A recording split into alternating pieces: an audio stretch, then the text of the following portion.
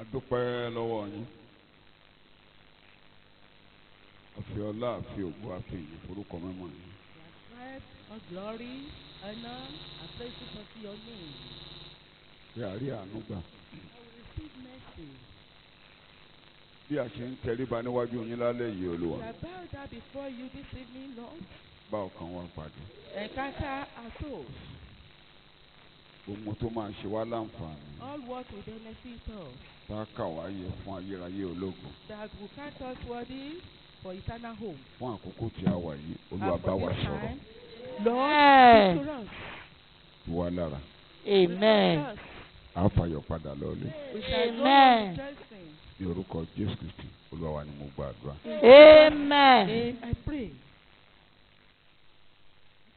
We are still on the parables of the kingdom. A ṣì wà lórí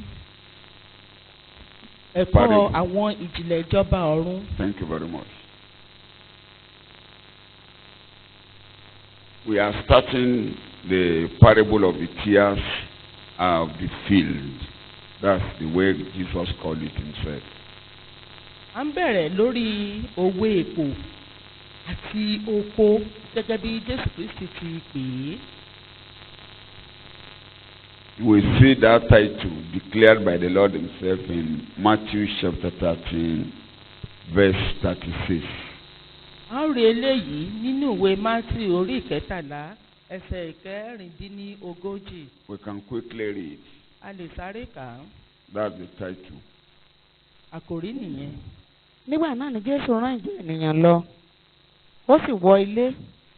Ọmọ ẹ̀yìn rẹ̀ sì tọ̀ ọ́ wá wípé sọ ìdí òwe èpò tí ó kó fún wa. Thank you. That's it. That's the title.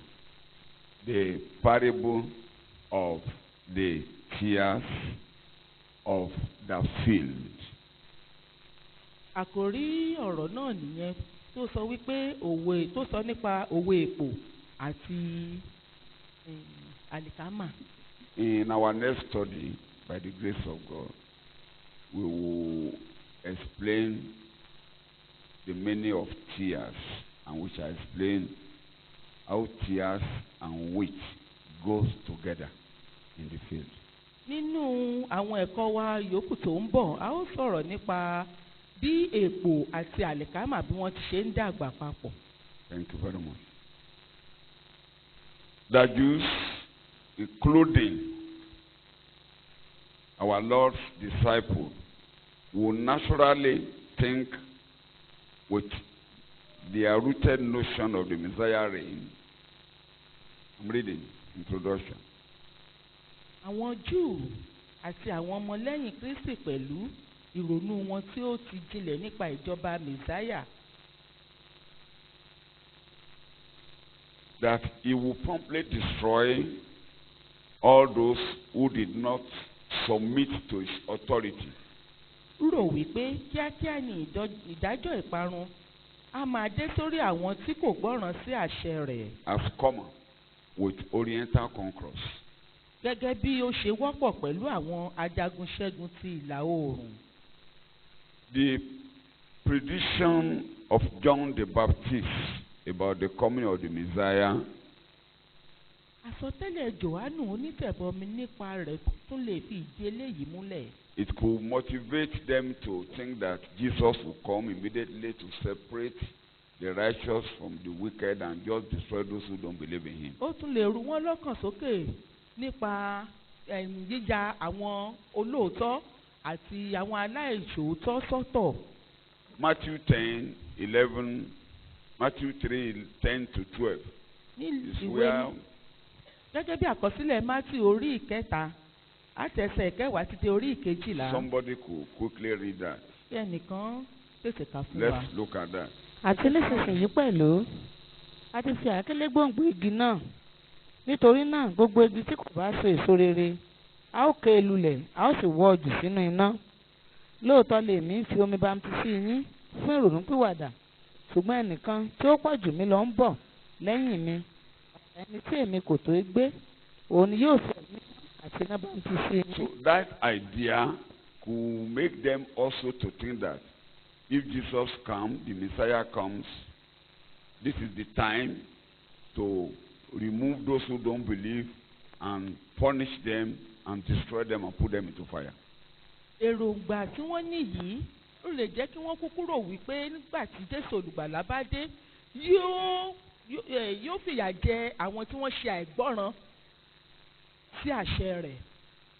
Ẹ mọ̀ wípé àwọn Júù wọ́n retí Messiah wọn. They were expecting their Messiah. Wọ́n retí ìgbà tí yóò dé. They were expecting So when èrò he would ọgbà come. ọkàn wọn ni pé So ìgbà tó their bá ti dé idea is á that when he fìdí comes, ìjọba wọn múlẹ̀. he will establish their kingdom Á lé àwọn ará Róòmù lọ. and chase away the Romans. Gbogbo ẹni tí ò bá ti tẹríba fún àṣẹ yẹn pé á ṣe ìdájọ́ fún lẹ́sẹ̀kẹsẹ̀. Those that do not take it or obey the authority, there will be judgment upon them immediately. Èrò yìí wà nínú ọkàn Jòhánù àti Jacob. This idea was in the mind of Jacob, James of James, and John and James. James and John. Thank you. John and ẹ rí i pé nínú Luke orí kẹsàn-án. In Luke chapter 10, verse 52 to 56. verses 52 to 66. Àwọn ará Samaritan kan Jésù lọ síbẹ̀ wọn ò gbà wọn ò tẹríba. Jesus went to some Samaritans, but they didn't receive him. Wọ́n ní bàbá ṣé ká fọ́nà sí ẹ jẹ́ ká sáré kà. Should we burn Jẹ́ them ká sáré kà. alive? ó sì rán àwọn oníṣẹ́ lọ sí iwájú rẹ̀. Bẹ́ẹ̀ni. nígbà tí wọ́n sì lọ wọ́n wọ ìletò kan tí í ṣe ti ará Samaria lọ́ọ́ pèsè sílẹ̀ dé wọn kò sì gbà á nítorí tí ojú rẹ̀ dàbí ẹni tí ó ń lọ sí Jerusalem. Thank you. They didn't receive Christ even though that time Jesus was already going to Jerusalem. Bó tilẹ̀ jẹ́ pé Jésù lọ sí Jerúsálẹ́mù. Ó múra láti lọ kú wọn ò gbà á. Preparing to die, they máa kà. didn't receive him. nígbà tí àwọn ọmọ ẹ̀yìn rẹ̀ Jákọ́bù àti Jòhánù sì rí i wọ́n ní Olúwa ìwọ kò jẹ́ kí àwa kí ó pe iná láti ọ̀run wá You can see kí James àsùn wọn and John. lúlú bí Let us Èlíjà call ti ṣe. fire from heaven to destroy this A building. ó rí Jòhánù àti Jákọ́bù níbí pé ẹ jẹ́ ká pe iná látọ̀run sọ̀kalẹ̀ wá kójú àwọn wọ̀nyí. You are reading. ṣùgbọ́n Jésù yí padà ó sì bá wọn wí ó ní ẹ̀yin kò mọ irú ẹ̀mí tí ń bẹ nínú yín. Thank you very much. So Jesus did not come to destroy. Jésù ò wá láti parun. He didn't come at the first time at that time to inflict judgment. Kò sì bákan náà kò sì wá láti pe He ìdájọ́. didn't come to separate the righteous from the wicked then. Kò sì wá láti mú ìyàsọ́tọ̀ wá bá àwọn aláìṣòótọ́ àti àwọn ènìyàn rere So àti olóòótọ́ ènìyàn.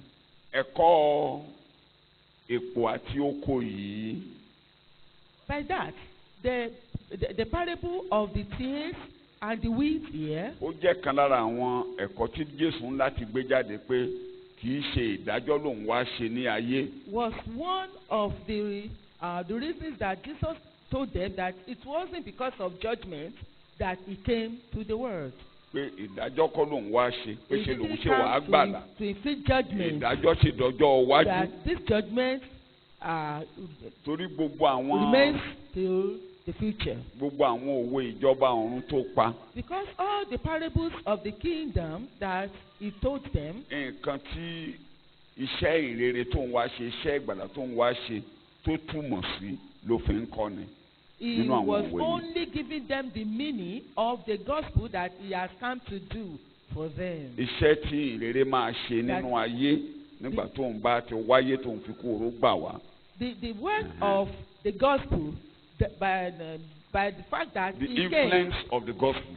The By the- influence of the gospel in the world after he has paid the price of redemption is all that this parable indicates. ìtumọ̀ nǹkan tí àwọn òwe yìí túmọ̀ sí nìyẹn. Thank you very much. Pé ipa tí ìrere máa kó The nínú impact- ayé. The impact of Thank the you very gospel much. in the world. Mo ti sọ yẹn nígbà tí a bẹ̀rẹ̀ ẹ̀kọ́ I've yìí. already said this when we started this message. So kì í ṣe èrò ọkàn Jésù olùgbàlà It is not the mindset of Jesus pé kó pa àyàn run to destroy people bí kò ṣe pé kó gbàlà. but to save. Ìdájọ́ di ọjọ́ iwájú. Judgment is for the future. ẹ̀rí ibi tó wò yẹn náà ń parí sí nìyẹn a máa rí And bí a bá this ṣe is ń kà á where lọ. this parable ends. Praise the Lord. Hallelujah.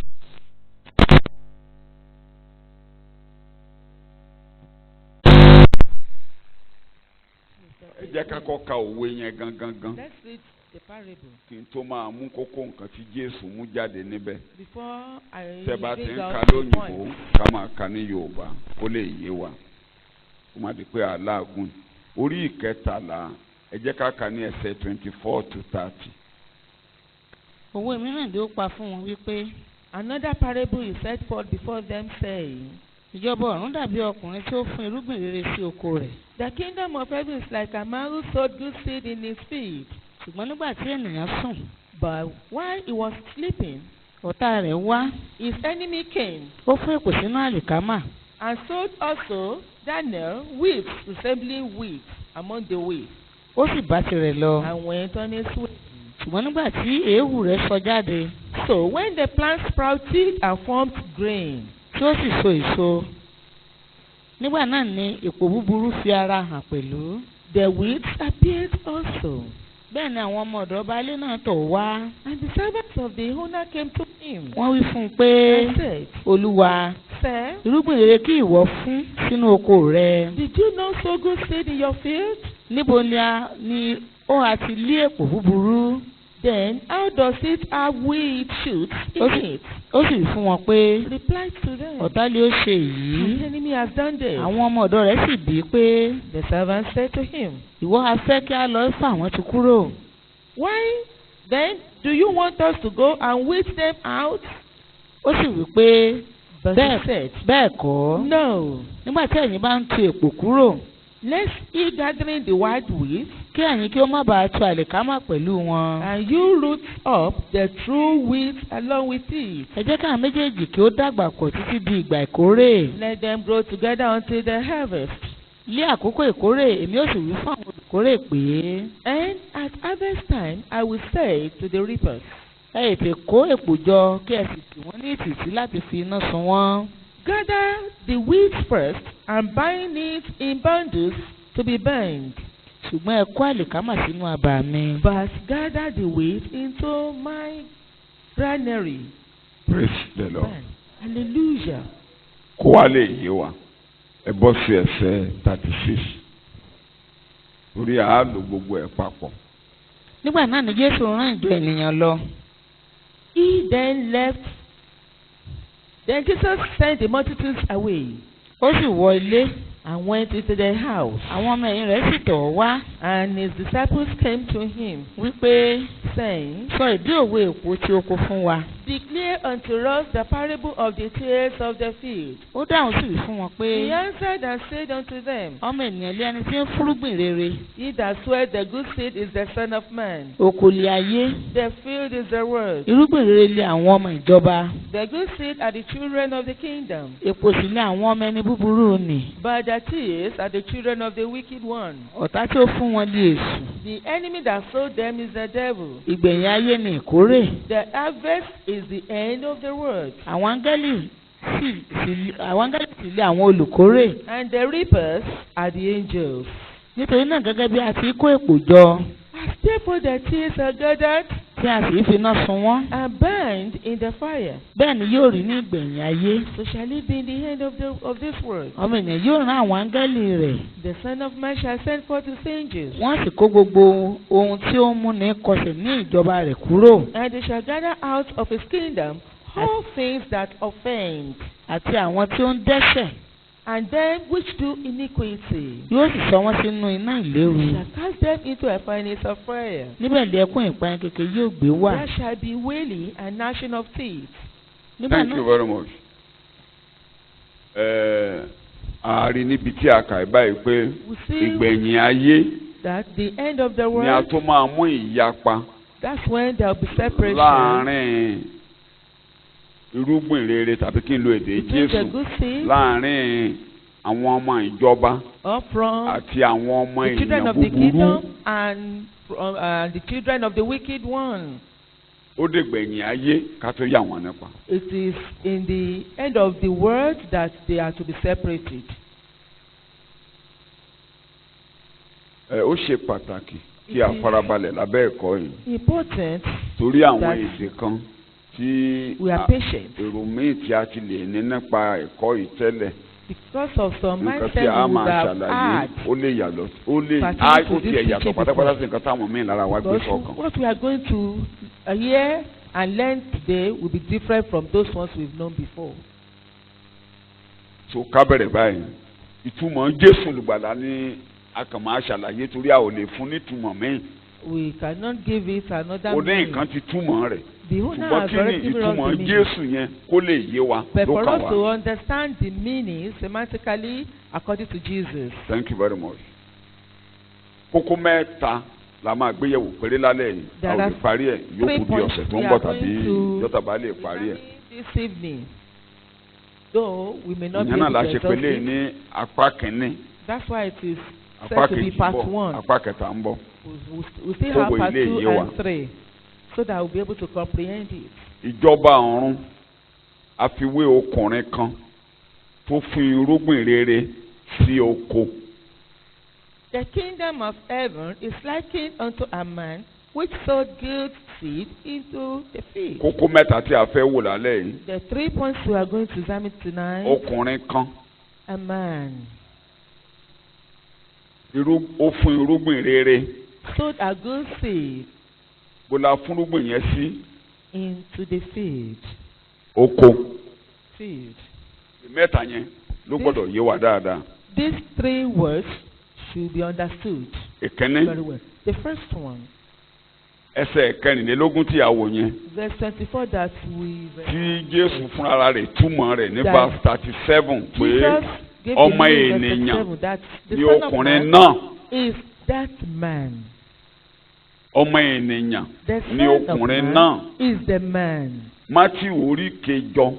Matthew, Àwọn ibi tá a ti lo èdè ọmọ Chapter ènìyàn ká mọ̀ ní ta ni ọmọ 8. ènìyàn yìí who ká is wò. this Ọmọ Son of ènìyàn Man?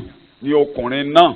That Son of Man Mátíù orí is the kẹjọ man. ẹsẹ̀ kejìlá. Matthew chapter 8 verse 12. ṣùgbọ́n àwọn ọmọ ilẹ̀ ọba lè á sọ sínú òkùnkùn lóde.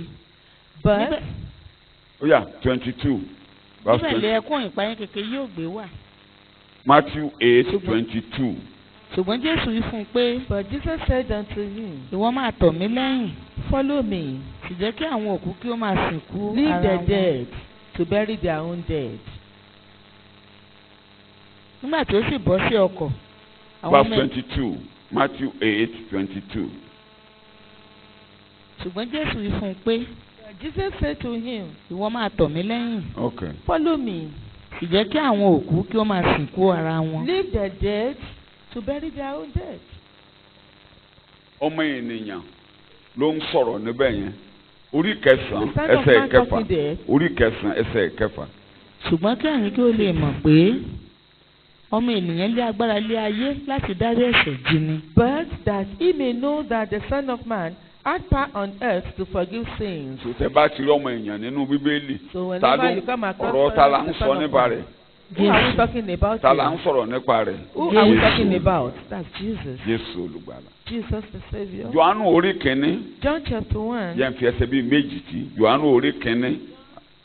John chapter 1. Ẹsẹ̀ ìkọkànléníàádọ́ta 51. Ó sì wí fún un pé lóòótọ́ lóòótọ́ ni mo wí fún yín, And he said unto him, I assure you, most solemnly I tell you, ẹ̀yin ó rí ọ̀run ṣí sílẹ̀, you shall see heaven opened, àwọn áńgẹ́lì Ọlọ́run yóò sì máa gòkè, and the angels of God ascending wọ́n sì máa sọ̀kalẹ̀ sórí ọmọ ènìyàn. and descending upon the Son of Jésù Man. ló ń sọ àsọtẹ́lẹ̀ níbẹ̀ This is yẹn. Jesus Ó ń prophesying sọ here. fún He Nàtáníẹ́lì was telling pé ṣe Nathanael torí pé ìwọ rí mi ló ṣe that gbàgbọ́. it's because you saw me, that's why Ó you dáa, ó believe. máa tún rú eléyìí tó jù báyìí Then lọ. you will see greater things Pé than láìpẹ́ ó this. máa rí ọmọ ènìyàn tí áńgẹ́lì Ọlọ́run yóò máa sọ̀kalẹ̀ tí ó máa rọ̀dọ̀ ní Very orí soon you rẹ̀. will see the Son of Man descending and ascending. Rárá o, áńgẹ́lì ń You sọ̀kalẹ̀ will see the angels of God ascending and descending lórí ọmọ ènìyàn. upon the Son of Man. Nǹkan tí ó ń sọ níbẹ̀ yẹn This nìyẹn. is what Jesus Ìgbà was tí à saying. ń kan Sífánù tí à ń sọ òkúta lu Stefanu When Stephen was being stoned nínú ìṣe àwọn àpótólì orí in Acts keje chapter 7, verse 56 Acts tani ẹni tí ń 7:56. ṣe ọmọ ènìyàn la fẹ́ kó hàn wá o kó We yé wa just want kó you kalẹ̀ to lọ́kàn wa understand the dáadáa. meaning of the Son of Man. Of Ó sì wí who pé, the Son of Yes. Man is. wò ó mo rí ọ̀run ṣí sílẹ̀ àti ọmọ ènìyàn ń dúró lé ọwọ́ ọ̀tún Ọlọ́run. tani ẹni tí Stefanu rí ní ọwọ́ ọ̀tún Ọlọ́run yẹn Jésù. orí Who did Jésù Stephen ó see, dúró lọ́wọ́ ọ̀tún see Ọlọ́run tóun ló pè standing ní at the right ọmọ hand of ènìyàn. God? And that's Jesus Christ that he saw, who he was calling the Son of Man. ìwé ìfihàn orí kìíní ẹsẹ̀ kẹtàlá Revelation nígbà tí chapter Jòhánù 1:13. tí Jòhánù náà wà ní erékùṣù Pátímò When John was in the island of Patmos, ẹsẹ̀ kẹtàlá Àti láàárín àwọn ọ̀pá fìtílà náà and in the middle of the lampstands, ẹnìkan tó dàbí ọmọ ènìyàn. I saw one like ẹnìkan a tí ó dàbí son of ìta man. ni ọmọ ènìyàn tí a wọ̀ Somebody lé aṣọ. like ìgbà a tí son wọ́n of wá man. máa túmọ̀ rẹ̀ fún wa wọ́n And jẹ́ ká when rí we pé were to Jésù lẹ́ni náà give sábà the bọ́ sí ẹsẹ̀ and ogún Jesus was ẹ bọ́ sí that- ẹsẹ̀ ogún. verse 20, Ohun ìjìnlẹ̀ ti ìràwọ̀ méje náà the mystery of the seven stars, tí ìwọ rí lé ọwọ́ ọ̀tún mi which thou sawest in my right hand, àti ọ̀pá wúrà fìtílà méje and náà. the seven golden candlesticks. Ìràwọ̀ méje ni àwọn ó áńgẹ́lì ti tó ìjọ méje. níbẹ̀ yẹn a rí pé Jésù ló ń túmọ̀ fún Jòhánù pé It's Jesus that is orí mi láàrin ọ̀pá giving the fìtílà meaning méje that you saw orí ìràwọ̀ me méje the ní midst ọwọ́ of the mi seven So, lampstands Jésù olùgbàlà and nìyẹn. seven stars in my hand. This is Jesus Christ. ẹ jọ̀ọ́ ẹ correct kíní kan ní outline ọwọ́ yín the error is the ẹ má bínú sí wa púpọ̀ is the typewriter error ẹsẹ̀ tí mò ń ṣàǹtẹnumọ́ kan kà lẹ́ẹ̀kan mi ò fẹ́ nìyí lára ẹsẹ̀ ogún ni wọ́n ti rán mi létí Mátíù orí kẹjọ ẹsẹ̀ ogún òun ni a wò kí a tó wo Mátíù orí kẹsàn-án yẹn Mátíù orí kẹjọ ẹsẹ̀ ogún. Jésù sì wí fún un pé àwọn kọ̀lọ̀kọ̀lọ̀ ní ihò àti àwọn ẹyẹ ojú ọ̀run ní ìtẹ́ Thank you ṣùgbọ́n ọmọ very much. ènìyàn kò ní ibi tí yóò gbé ẹ ṣe orí rẹ̀ lé. ọmọ ènìyàn ta ló ọmọ ènìyàn níbẹ̀ yẹn Who is the Son of Man there? ẹ ó ti yé wa pé Jésù olùgbàlà And ni that's Jesus. kó wa lè yé wa dáadáa pé And for us to understand, ọ̀rọ̀ very ìjọba well, là ń sọ we are talking about the kingdom. ẹ wá lọ sí Dáníẹ́lì Let's go to Daniel orí ìkeje chapter 7. ẹsẹ̀ kẹtàlá dé ẹsẹ̀ kẹrìnlá Daniel. a rí i pé ọmọ ènìyàn ni a gbé ìjọba lé lọ́wọ́ so ọmọ ènìyàn ló ní ìjọba Bíbélì ń sọ̀rọ̀ orí Mo sì rí ní ìran òru. bẹ́ẹ̀ ni Ìkíyèsí ẹnìkan bí ọmọ ènìyàn wá pẹ̀lú àwọ̀sánmọ̀ ọ̀run. bí ìta ni wọ́n pè é That Ọmọ a ènìyàn. person like a son ó of wá man. bí ní àwọ̀sánmọ̀ ọ̀run yes Ó sì wá sọ́dọ̀ ẹni àgbà ọjọ́ náà. ta ni ẹni àgbà ọjọ́ níbẹ̀ Who is the yẹn ancient of days Ọlọ́run. here? Ọlọ́run ẹlẹ́dàá That's fúnra rẹ̀ God, the ó wá creator. sẹ́ni sọ́dọ̀ ẹni àgbà ọjọ́ He came Yes. to. Wọ́n sì mú un súnmọ́ Ancient of iwájú days. rẹ̀. o Wọ́n sì mú un súnmọ́ iwájú He was rẹ̀. brought before him.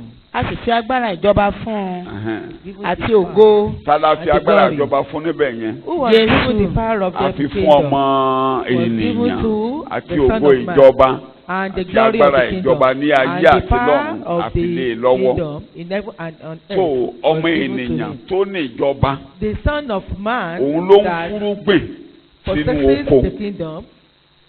tí ó ti wá yé wa bẹ́ẹ̀ yẹn Seeds torí tẹ́ bá wá in ń his bá seed. ọmọ ènìyàn pàdé So if you pé come tàbí ẹ̀ across ní Son ọmọ of Man, ènìyàn and you now ask, who is this Son of Man?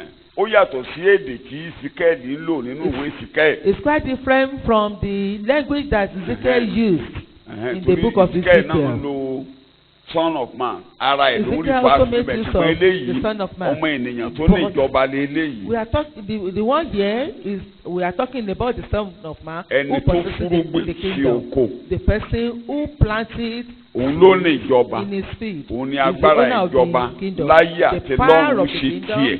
Who possesses the heavens and the earth? He owns the kingdom. He owns the kingdom. Thank you very much. He's the owner of the kingdom. tó àwọn onílà yẹn ò ní mú alágùn jìnnà kó kàn yé wa dáadáa ni. kókó kejì tí Jésù fún ní ìtumọ̀. The second point. ọmọ ènìyàn ó fún irúgbìn rere sínú oko. The Son of Man planted good seed in his field. bẹ́ẹ̀ni irúgbìn rere Good seed la fẹ́ wò báyìí. is what we want to look at. irúgbìn rere tí a dárúkọ níbí yìí The good seed mentioned here ó yàtọ̀ sí ọ̀rọ̀ tí a túmọ̀ òwe afúrúgbìn sí. is not the word as in the Torí first parable. irúgbìn náà la fi irúgbìn náà la pe òwe afúrúgbìn And ní it's ẹsẹ̀ also called ìkọkàn ẹ padà sí Mátíù orí kẹtàlá seed. ẹsẹ̀ ìkọkàndínlógún àti ẹsẹ̀ kẹtàlélógún Let's ẹ go rí i back pé to ọmọ ènìyàn Matthew ń chapter fún irúgbìn 13. That the irúgbìn Son tí a of lò Man níbẹ̀ yẹn ọ̀rọ̀ planted Ọlọ́run seed, nìyẹn. and Yes. that is the word of God. Ẹ sáré nígbà tí ẹnìkan bá gbọ́rọ̀ ìjọba Ẹ̀hẹ́n, tí kò bá sì yé e bẹ́ẹ̀ ni nígbà náà lẹni búburú ní í wá á sì mú ẹsẹ̀ èyí 19 bẹ́ẹ̀. ok 23 ṣùgbọ́n ẹni tí ó gba irúgbìn sí ilẹ̀ rere bẹ́ẹ̀ ni lẹni tí ó gbọ́ ọ̀rọ̀ náà èdè tí ó tó sì ń túmọ̀ yé níbẹ̀ ni The irúgbìn meaning- ẹni tí ó gbọ́ kẹ́ni. ọ̀rọ̀ náà. So níbi òwe Seed afúrúgbìn is the person irúgbìn who nínú òwe hears the afúrúgbìn word. kí ni irúgbìn nínú òwe afúrúgbìn túmọ̀ sí? What does this seed mean in the parable of Mo the fẹ́ kó jọ sower? yé wa o In the parable of the gẹ́gẹ́ bí sower, akẹ́kọ̀ọ́. what does this seed mean? Ṣùgbọ́n níbi tá à ń kà yìí But where we are irúgbìn níbí reading, yìí the kì seed í here ṣe ọ̀rọ̀ Ọlọ́run is not the word of bí kò God, ṣe nǹkan tí ọ̀rọ̀ gbé jáde but what that word brings out. nǹkan tí ọ̀rọ̀ gbé jáde What this word brings out ni irúgbìn rere yìí tó Is this túmọ̀ sí good nínú seed? òwe èpò àti oko. is the meaning.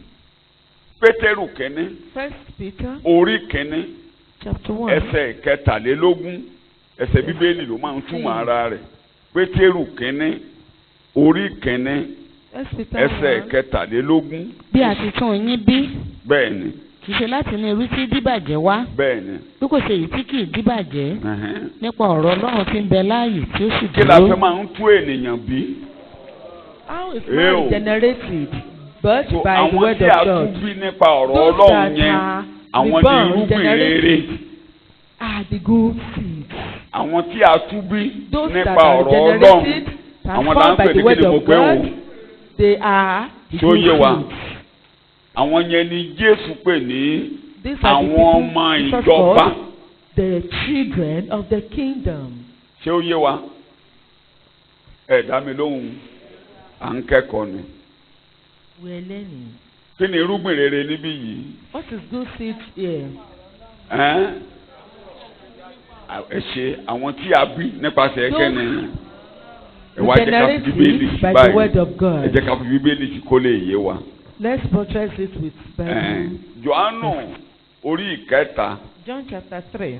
àwọn ẹsẹ̀ bíbélì tí a mọ̀ ni wọ́n ṣùgbọ́n These a are gbọ́dọ̀ the ṣe verses of àlàyé Bible kó yé that wa we yékéyéké know very well. gẹ́gẹ́ bí akẹ́kọ̀ọ́ tó dẹ̀ máa There fi should kọ́ be àwọn explained, ẹlòmíì. should be Ẹsẹ̀ ìkẹta explained to ká gbọ́rọ̀ what lẹ́nu I do. Jésù olùgbàlà. Jésù dáhùn ó sì fún un pé Bẹ́ẹ̀ ni Jesus lóòótọ́ answered. lóòótọ́ Jesus ló- answered him. lóòótọ́ ni mo wí fún I ọ assure you, most solemnly I tell you, bí kò sí pé a tún ènìyàn that bí unless a person is born again anew from above, òun kò lè rí ìjọba Ọlọ́run. he cannot ever see, no, So, the àwọn ọmọ appointed ìjọba in the ọ̀run, kingdom of God. The children bá of máa rí the ìjọba kingdom ọ̀run, of God. Anyone wants to see the kingdom of ẹsẹ̀ God, ìkeje tó bá máa wọnú ìjọba that ọ̀run wants to enter to the tí a kingdom máa of pè God, ní ọmọ ìjọba that to be called the a gbọ́dọ̀ ṣe kéde o child of the gbọ́dọ̀ kingdom, tún bí a gbọ́dọ̀ should ṣe be kéde o regenerated, Gbọ́dọ̀ so reborn. ẹni tí a bá tú bí kì Anyone who í is sọmọ not ìjọba. reborn anew is not a child of the kingdom. Jésù wá ṣàlàyé bí a ṣe ń tú ìyàn bí níwọ̀nba Then kékeré. Jesus explained how a person Wọ́n bàbá is going Pétérù gbé jáde dáadáa generated. But pé Peter àwọn tó explained gbọ́ ọ̀rọ̀ náà that those that ẹ̀ ò listen to tí the a word, bí that hear nípasẹ̀ the word, ọ̀rọ̀ born by this word, tí ọ̀rọ̀ wọnú wọn. whose Ìyẹn ni òwe afúrúgbìn gbé word jáde. enters into their mind. That is what this Gbogbo ẹ̀kọ́ òwe parable of afúrúgbìn the sower pátápátá pàápàá brings out. níbi irúgbìn rere nínú Most òwe afúrúgbìn. especially in the parable of the sower, whereby we Irúgbìn have tó the bọ́ good sórí seed. ilẹ̀ rere. But the seed that was planted on the Ẹni good tó soil. gbọ́ ọ̀rọ̀ náà These are the people tí ó that yé, hear the word and tí comprehend ọ̀rọ̀ náà yí ayé rẹ̀ padà and this word transforms tó bẹ̀rẹ̀ sí í so èso rere. and start to Àwọn bring yẹn ni good irúgbìn fruit. rere. These Àwọn yẹn are ni the ọmọ ìjọba good ọ̀run. seed, and these are the children of the kingdom of God. Shout hallelujah. Hallelujah. Shout hallelujah. Hallelujah. Ìkíní Jòhánù orí karùn-ún 1 John 5. ẹsẹ̀ ìkíní. First John 5. olúkúlùkù ẹni tí ó bá gbàgbọ́ pé Jésù ni Kristi a bí i nípasẹ̀ Ọlọ́run. bẹ́ẹ̀ni àwọn tá a bí nípasẹ̀ ẹ̀ta ni o.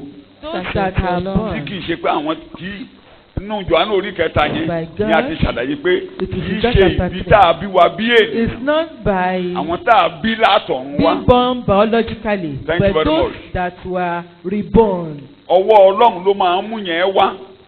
This is brought about by the hand of God. tí ọ̀rọ̀ Ọlọ́run ló dẹ̀ máa ń ṣe. And it is the word of God that ọ̀rọ̀ Ọlọ́run ló máa wọnú ọkàn that tó it máa can wú do ọkàn this. sókè. It is this word of God ọ̀rọ̀ that Ọlọ́run ló will máa mú clear ọkàn up gbiná.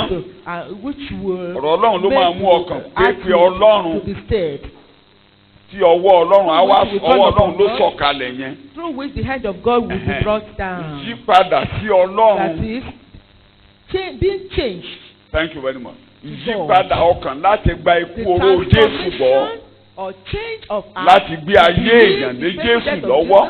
to surrender your life to your pé life to Jésù Christ. ikú oró rẹ̀ tó. That Jesus, your painful death is enough. òun ló lè gbà mí lọ́wọ́ ẹ̀dá ẹ̀ṣẹ̀. That it can òun nìkan ṣoṣo ló lè mú mi rìnrìn àjò ayé dọ́run. That he can only bear me to ìyípadà ọkàn yẹn sí Ọlọ́run. transformation of the ìgbàgbọ́ heart sí Ọlọ́run. and the faith to God. bí èdè Paul apostoli According to the language ìrònúpìwàdà of Paul, sí Ọlọ́run àti repentance ìgbàgbọ́ nínú unto God. Kristi Jésù. And faith in Christ ìrònúpìwàdà ni Jesus. pé ayé ọkàn wa padà nínú gbogbo nǹkan tá à ń rò nípa Ọlọ́run tẹ́lẹ̀. The repentance we are talking Àwa- about there thank is you very to much. change your mindset Thank you about very God. much. The change of your mindset.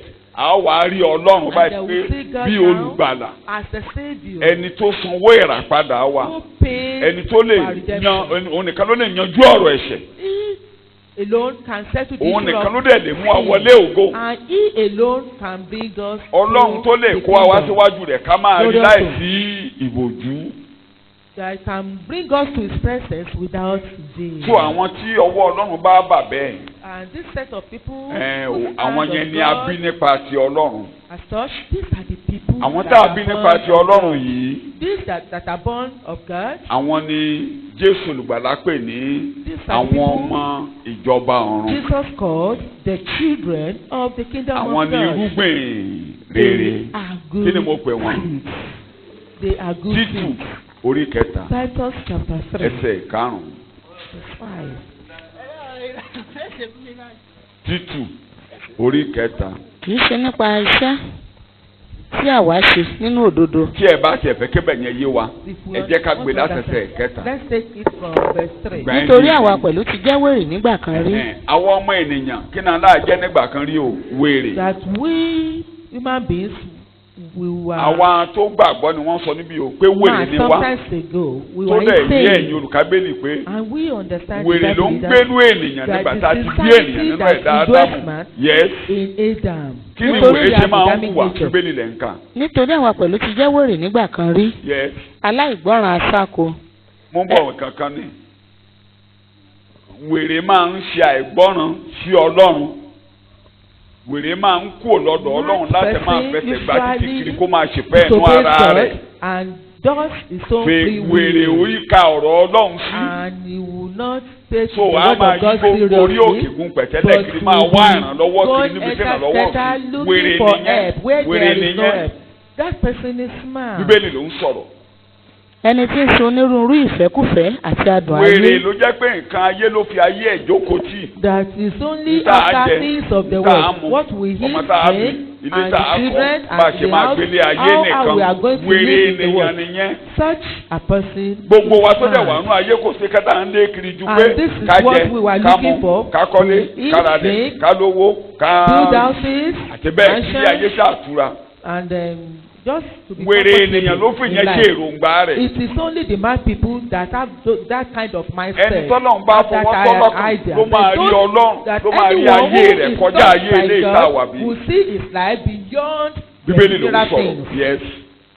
a wà nínú àràn kan àti ìlara. Wèrè ni ò ìdáríjì ni. It Wèrè is ló ń only gbé the ní mad sínú, wèrè ló ń bá ní person that lòdì. will not forgive. Wèrè ló ń gbèjà ara rẹ̀. Wèrè ni ò ìtẹ́nu. Wèrè ló máa ń dijú kiri báyìí. Tójú ẹ̀ máa korò górógórógóró. Bóòkì bó lè má kí ọgán ló ń bá ní lòdì. Wèrè ènìyàn ni. Wèrè ènìyàn. ló ń jà torí involved in malice and ohunkóhun tá a fi lè wéré ènìyàn ni. he fights over almost everything. Such a person is mad. èmi pásítọ̀ ló ń sọ̀rọ̀ kí tó gorí òkè yìí. Was ọ̀rọ̀ discussing yẹn náà with the bí ṣe ń sọ pastor. ó ní à ń sọ̀rọ̀ ẹnìkan ní We ó were lẹ́ni talking yẹn about somebody. ó ní ó lọ Jerusalem wọn nígbà tó That ti person Jerusalem went to Jerusalem on ó getting ló back. yí padà pátápátá He changed ní completely. kí lórí tó yí padà ó ló sọ pé òun débi tán sí Jésù When he saw the place where Jesus pé was ibẹ̀ buried, empty that the ó place ṣàrí was gbogbo empty. àwọn nǹkan wá rí He saw pé many things. kí lòun lé káàkiri He láyé said, what was he looking? ìyẹn ni pé ìrìn àjò looking yẹn jẹ́ to kó do? wá rí pé But this òtítọ́ ni gentleman Bíbélì understand that the Bible is pé òun tó true. wà bí ìdóòtọ́ That what is written in the Bible kò is sí irọ́ kan true. níbẹ̀. There is no lie. tán bá ní kí n There's sọ no single lie ìjọ there. yẹn ló dà tú bí That very day, Àbí mo he parọ́? was mo ló born ṣe anew. wọ́n ní nígbà tó dé ilé ayé yọ lọ́kàn rẹ̀ When he came back, àwọn he tí ò didn't kí put tẹ́lẹ̀ ń kí wọn the things of the àwọn world tó ń rojú to koroko ó ń mind. bá wọn sọ Those that torí he ìjọ yẹn ló dà didn't tú normally greet, he started ọkàn ẹ̀ greeting yọ them. nínú nǹkan ara His kò bá ní mind lòdì mọ́ is no longer in the things of the world. He's not ìbátan wa involved sọ in èmi náà wọ́n á malice ṣàjà ní again. ti àwọn nǹkan tó lè rí tó lè And torí I mo ní started sọ mentioning ó some rẹ̀ things ó that rẹ̀ he ó rẹ̀ ó rẹ̀ ó rẹ̀ tired in his mind. ìjọ tó bá rẹ̀ ọ́ When you tired, torí pé Ọlọ́run nìkan ni that's only pé God. you are only responsible to God Pé Ọlọ́run nìkan. pé Ọlọ́run nìkan ló máa jábọ̀ fún pé Ọlọ́run nìkan ló ṣe pàtàkì That it's only God that is pé important. òtún bó ṣe wà yìí That you tó are rẹ̀ not ọ́ more nínú than tó kó bàtà how you kó are. lẹ́sẹ̀ rẹ̀ And for you tó rí pé òtún bó ṣe wà yìí. that you are not more than how you are. wọ́n kàwé kan ní ọ̀sán yìí ìwé yẹn mo kàn wo introduction yẹn A ni book, this afternoon. harmony of the script harmony of the gospel orí website mi mo ti ń kà Ìbárẹ́pọ̀ wọ́n wá kọ ìrere. introduction wọ́n kọ introduction And lórí ẹnìkan mo máa ń sábà introduction was kàwé written ọkùnrin yẹn mo ń ka comment on a yẹn particular mo máa ń person. kódà mo kó tiẹ̀ sára ìwé yìí I ẹnìkan wá quoted it wọ́n ní in nígbà tó wá kú 18 something ló ti gbélé ayé time nígbà tó it dẹ̀ was ń lọ in the world àwọn iṣẹ́ tó ṣe something and the ẹni tó wá ń work kọ̀wé that he yẹn ní did. And the writer said mímọ̀ tó ń mọ̀ that by pé knowing him, ó fọlọ́hún gùn that he made him to he made God to fóun rọ́lọ́hún lára rẹ̀ that he saw nínú God ìrìn àjò ẹ̀ in láyé pé kì í ṣe pé bóyá fóun rí ọlọ́hún lára ẹ̀ that he saw God in pé him. ìsọ̀rọ̀sí ẹ̀ The way he ìkíni talked, ẹ̀ his ìwà rẹ̀ his bó o kàn conduct kò gbóná bó o ṣe ó ní ara ẹ̀ balẹ̀ ó lóun rọ́lọ́hún lára ẹ̀ was patient ó that he jókòó saw mo God kà á in him. kódà Already. ibi tán ti inú ìwé tán ti kọ́ wọ́n tún kóòtù ẹ̀ He quoted ṣùgbọ́n mò ń kánjú àti wá sí Bible study mo sì máa lọ sáàṣì fún quoted màá the wá book jáde in which it was torí ẹni tán náà rọ́lọ́hún lára rẹ̀ because yẹn this person nǹkan tó Somebody ó saw kọ̀ God nǹkan in nípa him. ìgbésí ayé rẹ̀ mo máa fẹ́ kà á mo máa ń fẹ́ kàwé àwọn èèyàn bẹ́ẹ̀ tó jẹ́ pé is ayé wọn máa jẹ́ kí wọ́n That- fẹ́ràn Ọlọ́run that is likely Eh, people to like àwọn ọmọ God, ìjọba to ọ̀run love nìyẹn. God. kí ni mo pè wọ́n. These are the people or these are the children of ẹ the lè kingdom. pẹ́ mẹni tó kó ayé lékàn But mẹ́ta la for fi ń those mọ̀ that wọ́n have their mindset mẹ́ta la on fi this ń mọ̀ world, wọ́n there ayé are three jíjẹ things by which they were known. kí ni mo pè By what they Ew. eat, nǹkan tí a lò nǹkan ara what want to use, tẹ́bà kẹrẹ́ what ni tó is jẹ́ pé nǹkan tó pleasure. jọ lójú jù láyé tó lè kú lé lórí nǹkan ara There's ń tá a jẹun something tá a that he mú can die wèrè ni for are ni the mo pè? things of the world. Such a kò síbi person tí ò is lè lọ foolish. He can go kò to sí any ohun tó extent. kò sí ohun tó kàn pẹ̀lú ọ̀rọ̀ Ọlọ́run Nothing concerns Bó tẹ́ him bá with kẹrẹ́ ni the tó word jẹ́ of pé God. ibi Bíbélì ń pa But tó ń fẹ́ràn this is Bíbélì where we see someone tó jẹ́ who kó is lè fi ohun thirsty gbogbo sílẹ̀ or Torí ọ̀rọ̀ hungry Ọlọ́run. for the word of Mark God that man. and can Kẹ́lẹ́ surrender kan ti ṣẹlẹ̀. anything for God. ìkejì Second thing, tẹ́ bá kẹrẹ́ ni tí wèrè wá if you see someone who is foolish ó fẹ́ jọba and wants to become somebody kí ni mo pè in the world, gorí òrùlé kó ṣe kéne wants to be popular, ó wà nínú èèyàn kọ́ bá ni wá it fún is a man that we are ó kings. lè kò sí tí ò lè ṣe torí ipò There's nothing he can do because kò of sí tí ò lè ṣe position. torí ipò a máa jà torí ipò He kò will sí be tí ò lè ṣe fighting torí because ipò of amúnilọ́ta any position. ẹni ara ni Is a Kí ni person mo of the pè? flesh. kí ni mo pè é. The person of the flesh. yàrá pé gbà tí Jésù bá àwọn ọmọlẹ́yìn sọ̀rọ̀ When àjòkò Jesus sọ́wọ́ was talking to the tó àwọn disciples, ọmọlẹ́yìn wọn ò tí ì rí Jésù dáadáa because the àná máa jókòó sọ́wọ́ disciples sọ́wọ́ haven't ó ní àwọn known kèfèrí Jesus very nìyẹn well. wọ́n máa ń He fẹ́ said lá to the Gentiles, tẹ́ ẹ bá ti rẹ́ni tó jẹ́ ní ara they tí ó jẹ́ ní like ara to tó jẹ́ rule wèrè á máa over. fẹ́ lá If you see ẹ̀rí someone bọ́n ṣe ń foolish, kú torí you òṣèlú like to nígboro rule. Just see how people are dying òṣèlú because of ẹ̀rí bọ́n ṣe kú torí òye nínú ọ̀gọ̀ọ̀rọ̀ ibi tí a ń pè nílé ìpàdé tí a ń pè nílé ìpàdé ẹ̀rí ìjàkadì torí ipò in their nínú political ìjọ ipò nínú party ìjọ. arena. You see people You are just fighting, an instrument. dying. Bí èdè Paul Even in the Apostoli, church. ó ní ta ni Paul, Who is Paul? ta ni Apollo, Who is Apollos? ta ni Kéfà, àbí èsè bẹ́ẹ̀ ló sọ. Kéfà? Ó ní they are just minister of God, ó ní tí They are yín ló ń ministers of gbogbo. God. Ìránṣẹ́ Ọlọ́run ni Ó ní tí òun wọ́n. ló ń ṣe bàtísí fún yín ni. Olórúkọ mi la fi bàtísí yín ni. Well, were you Ó ní baptized who's Paul, who is through Apollo. my name? Tí ẹ fẹ́ kú torí ènìyàn Why is lásán. it that I want to die because of a man? Ó ní ilé Ọlọ́run ní yín. He said, you Ọgbà are Ọlọ́run the ni. household of God. So You tẹ bá are ti the rí garden of ẹni ara God. títà fún àwọn nìyẹn. So Ó lè if kú you torí see somebody of òun flesh, nìkan ṣá that's how you òun nìkan know ṣá òun nìkan Just ṣá òun nìkan ṣá ẹni I, ara ni all the wèrè time. ni wèrè kí ni mo pè He's foolish. Man. kí ni mo pè Foolish. àbí tó bá fò ṣẹlẹ̀ níbi tí wọ́n yẹn tó bá kú What about if he died? oyè tó ń dùn yẹn ẹsẹ̀kẹsẹ̀ That ní chieftaincy title he was Àbí? agitating for ẹnu ọjọ́ mẹ́ta yìí torí sometimes mo ago. máa ní tírẹ̀sì sí ọ̀wọ̀ dáadáa ọba I'm interested in ọlọ́wọ̀ the ọ̀dọ̀ kọjá lọ chieftaincy. wọn ò tí ì sí bóyá wọn tí ì sí gan bẹ́ẹ̀ ahẹ́n wọ́n ti yẹ That lómi king died. Another person had been appointed. mo ní wọ́n ti ṣe ariwo ti ń lọ ẹni tó máa jẹ́ náà There nìkan was jọ ọ̀kan wọn ti dú o problem that ẹ jẹ́ it is kẹ́kẹ́ not lè yet lànà time.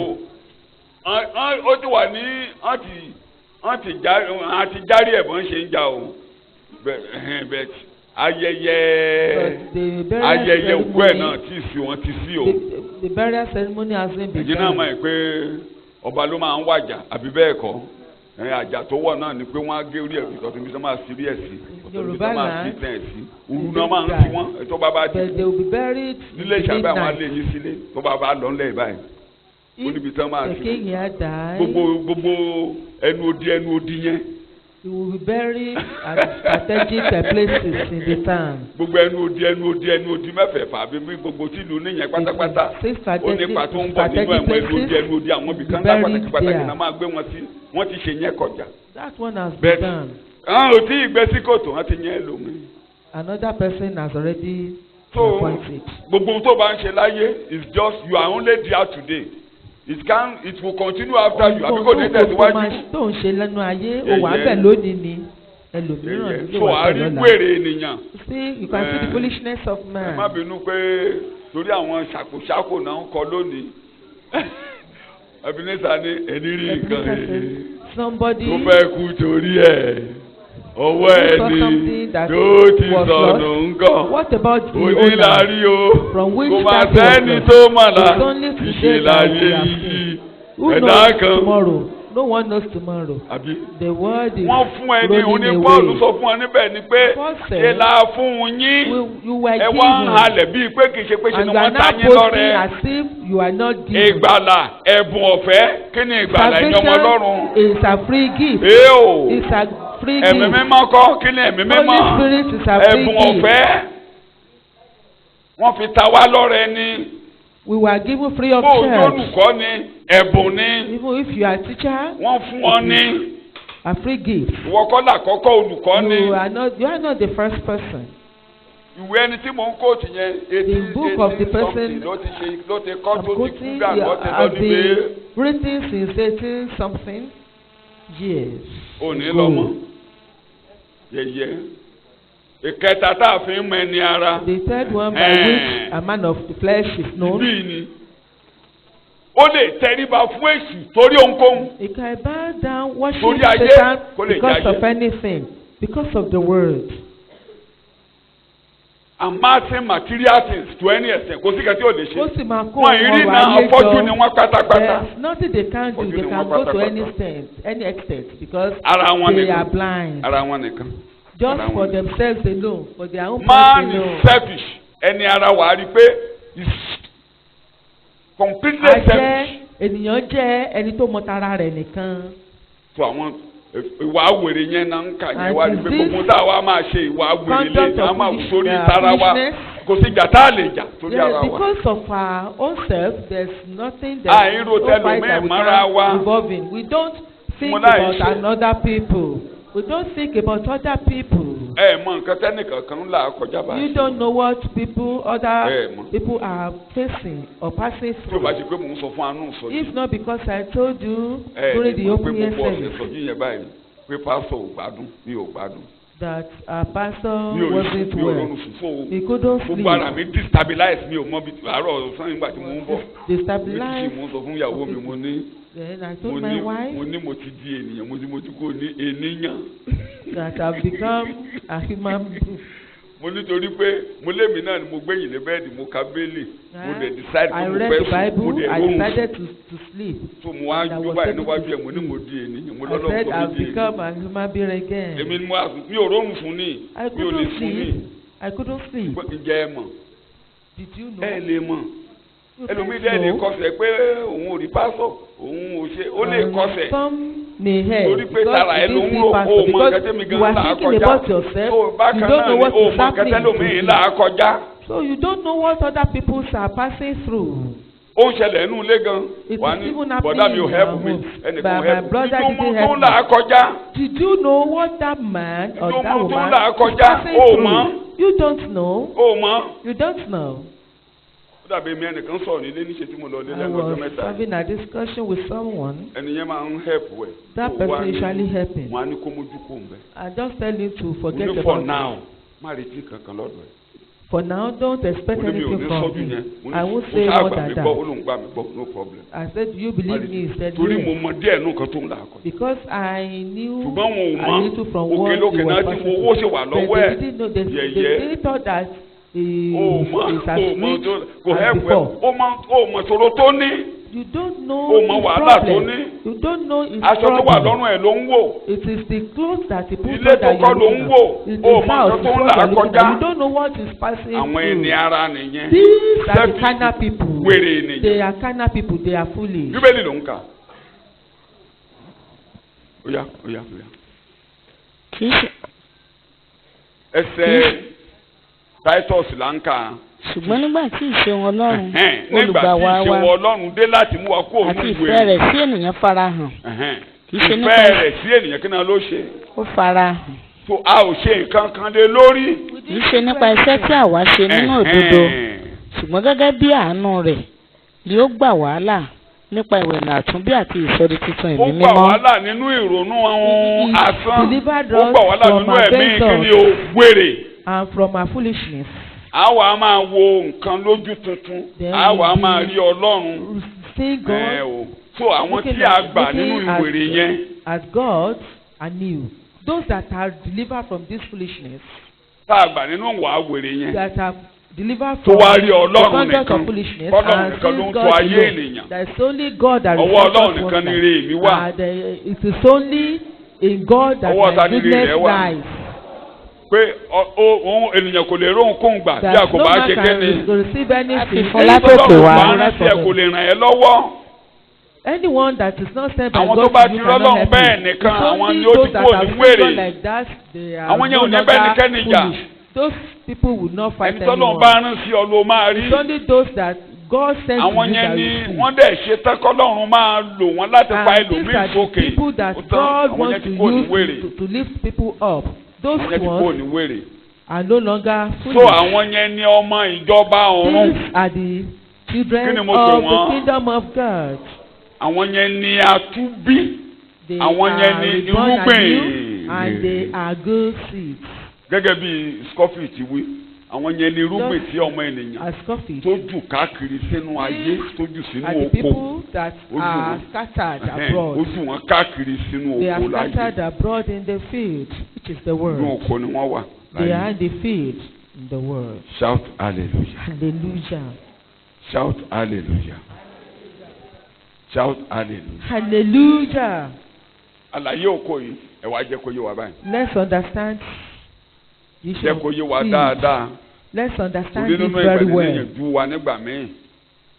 gẹ́gẹ́ bí àwọn olùkọ́ni kan ṣe túmọ̀ rẹ̀. according to how some teachers. àwọn èèyàn ti ń túmọ̀ oko yìí.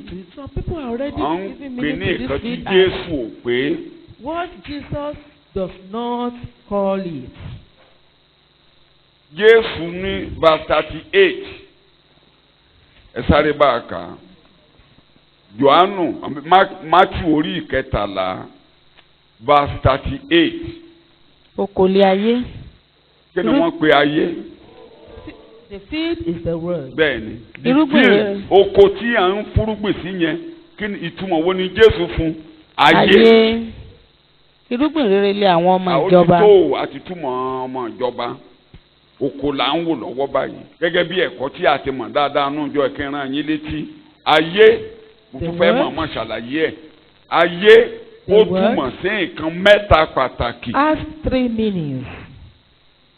Mo máa ń ṣàlàyé ẹ̀ lọ́nà tó fi máa yé mi. I do explain it ilé the way you understand it. ìtumọ̀ mẹ́ta ni ilé ní. Àbí? Has 3 meanings. Ilé ìtumọ̀ mélòó ni mo ló ní? Has 3 meanings. Bẹ́ẹ̀ náà ni ayé tẹ́ bá ní ilé mi. Word. Ilé mi. You say my house. Ìgànná. Maybe walls. Ilé mi bẹ ẹ ti mọ́ tán ẹ kàn. Which you have already built. Tẹ́ bá máa sọ ilé mi wà ń bẹ̀ yẹn àbí bẹ́ẹ̀ kọ́. You say my house is there. Kò sí kankan níbẹ̀ ilé nìyẹn. That is the torí house. ìgànná ni àbí bẹ́ẹ̀ kọ́ ẹ̀dẹ̀ ti kàn. Wall. Somebody pé ta ló ní ilé yìí? Who is the owner of the house of this house? Ṣé kìí ṣe ilé nìyẹn? Is that not a house? Ẹrù tó wà nínú ilé. The things, the Ó material tún things sọ in ilé the world di ilé. can also be called Ilé gangan nígbà míì. But the Ènìyàn house tó ń ṣe kéne. but the person that Ew. inhabits it. Tó bá sọ wípé Olúwa kọ́lé fún mi. That God will build a house for me. Àbí ó túmọ̀ sí pé o fẹ́ nídìílé àbí That bẹ́ẹ̀ you want to kọ́. have a family. Ó túmọ̀ sí pé Olúwa kọ́lé fún mi ó lè jẹ́ pé ìgànná ló fẹ́ kọ́. Sometimes it may mean having your own personal house. Ìgbà mi Olúwa fún mi nílé gidi. Oh God, give Mo fẹ́ me a good ọkọ house. àti I want to ìyàwó have kó dẹ̀ a bímọ. husband or Ọlọ́run ní wife. David máa kọ́lé David, fún God ọ. said, David Ó said, ti ń I will gbélé build a ara ẹ̀ house. nígbà yẹn àbí kò He gbélé is ara ẹ̀. already living in, he was Ọlọ́run already dẹ̀ living ní in máa his kọ́lé house. fún ọ. Kí lọ́lọ́run And fẹ́ he ṣe said, I fún? will build a house for Ó you. fẹ́ kó ní ọmọ. He wants to, Kó ní he wanted ìdílé. him to have a Ilé family tó máa múṣẹ́ a son, Olúwa tó jẹ́ pé that ètò Ọlọ́run á ṣẹ mọ́. through which the plan of So God tẹ́ bá will be fulfilled. tẹ́ bá wá ń wo ayé. Then if we look So into ẹ what rí is ayé called word gẹ́gẹ́ bí planet. as a planet. Thank you very much. Shout hallelujah. Hallelujah. Ṣé àwọn apostoli orí ìkẹtàdínlógún ẹsẹ̀ ìkẹrìnlá. 17:14. Acts 17:14. Nígbà náà ni àwọn arákùnrin rán Paul jáde lọ́gán láti lọ títí dé òkun. And then immediately the brethren sent away Paul to go as it were to the. Ṣùgbọ́n Sílà òun Timothy dúró síbẹ̀. But Silas and Timothy about there still. Ṣé 14 ni? Acts 17:24. Ọlọ́run náà tí ó dá ayé. I'm sorry. Má bínú o.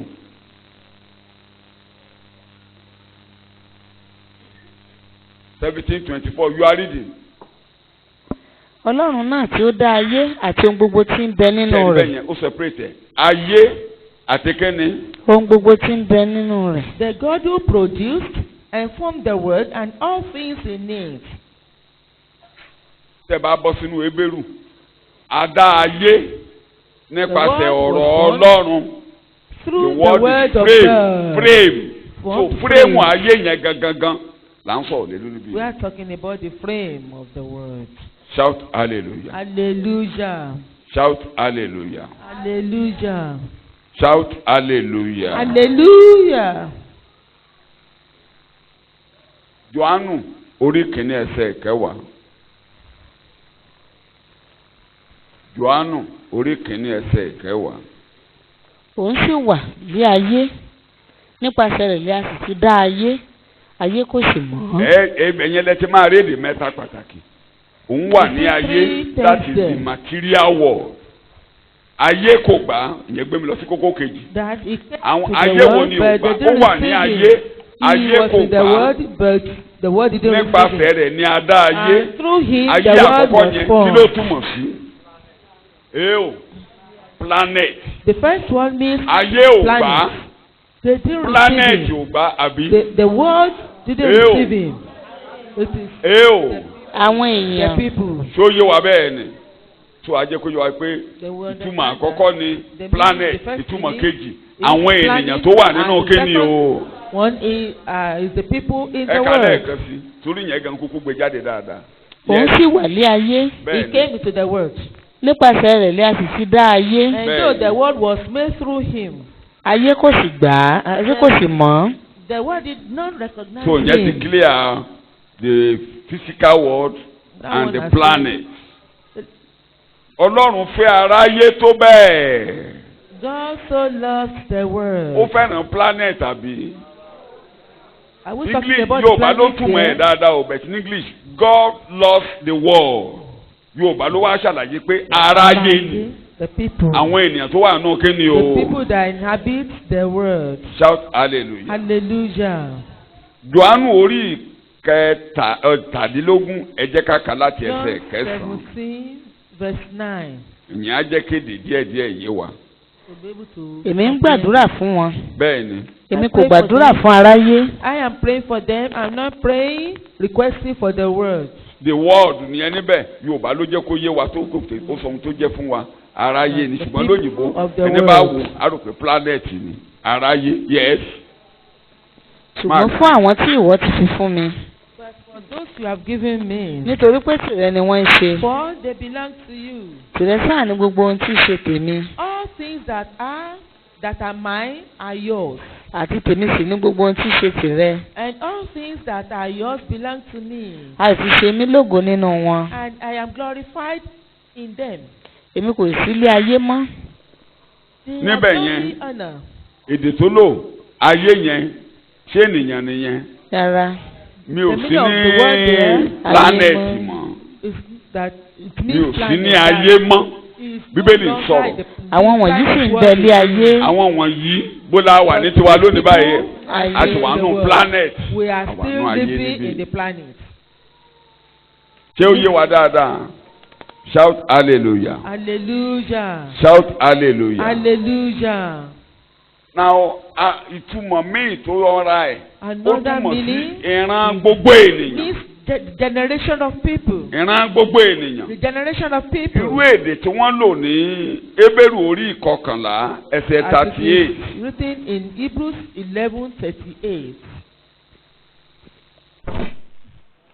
ìran ènìyàn àṣà ayé ìwà ayé gbogbo ẹ̀ ní verse 38 yẹn túmọ̀ sí àwọn ẹni tí ayé kò yẹ fún ṣé ẹ rí bẹ́ẹ̀ yẹn ayé kò ṣe kẹ́ni kò yẹ fún wọn ṣé planet ni ò yẹ fún wọn. Is it the planet? o ìtumọ̀ ẹbẹ̀ yẹn ó túmọ̀ sí The meaning àṣà of this ayé is ìwà ayé tradition, ìran the ènìyàn conduct. nìkan tí. àwọn ẹni tí ayé kò ṣe kẹ́ni. ayé kò yẹ fún those that are not worthy of the world. ayé tí à ń lò níbẹ̀ yẹn ló máa gbé mi lọ sí The kókó word kẹta. used here àṣà ayé àtàwọn nǹkan ayé That àti the gbogbo tí tradition àwọn of ènìyàn the ayé world jẹ́ and wọ́n what they the are people of the world àwọn ènìyàn tó is, dàbẹ́ ni pé what they they are are. Those ayé wọn yàtọ̀ sí ìgbé ayé wọn yàtọ̀ sí ìgbé ayé àwọn yòókù. conduct, their behavior is quite different from others. ìgbé ayé wọn dá yàtọ̀ sí ìgbé ayé àwọn yòókù. Their lives are different from others. Shout hallelujah. Yeah. Shout hallelujah. Hallelujah. ẹ jẹ́ ká wo ìyẹn ló máa lead mi sí apá kẹta. This will lead me to the part 3 of the. ìyẹn ni pé àwọn ẹrù ọlá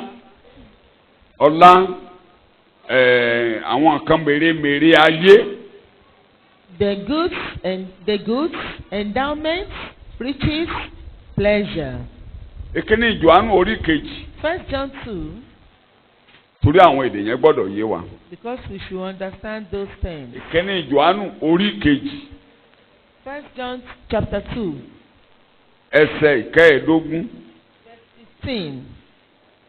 ẹ má ṣe fẹ́ràn ayé Do not love or kí ni cherish ní the ká má world. fẹ́ràn níbẹ̀ yẹn. Ayé. Irú ayé wo nìyẹn? What type Ká má of fẹ́ràn the ènìyàn world? tó wà ní ayé. Does that mean that we should not love the people in the world? Ká má fẹ́ràn material world àbí bẹ́ẹ̀ kọ́. Ẹ máa kà lọ ẹ rí i pé àwọn ànùmọ́ọ́nì ayé náà ní ká má fa ayé wa sí. Bíbélì ń sọ̀rọ̀. Yes. Ẹ má ṣe fẹ́ràn ayé. Do not love or cherish the world. Tàbí ohun tí ń bẹ nínú ayé. Or the things that are in the world. So we are not talking about people here, the inhabitants of the world. Even planet kó mì wá tàbí àwọn ewu tó wà nínú rẹ̀. To move us of things ẹ má fi ọkàn sí torí planet gan máa jóná ó máa wó. Will be engulfed by fire. Will be burned.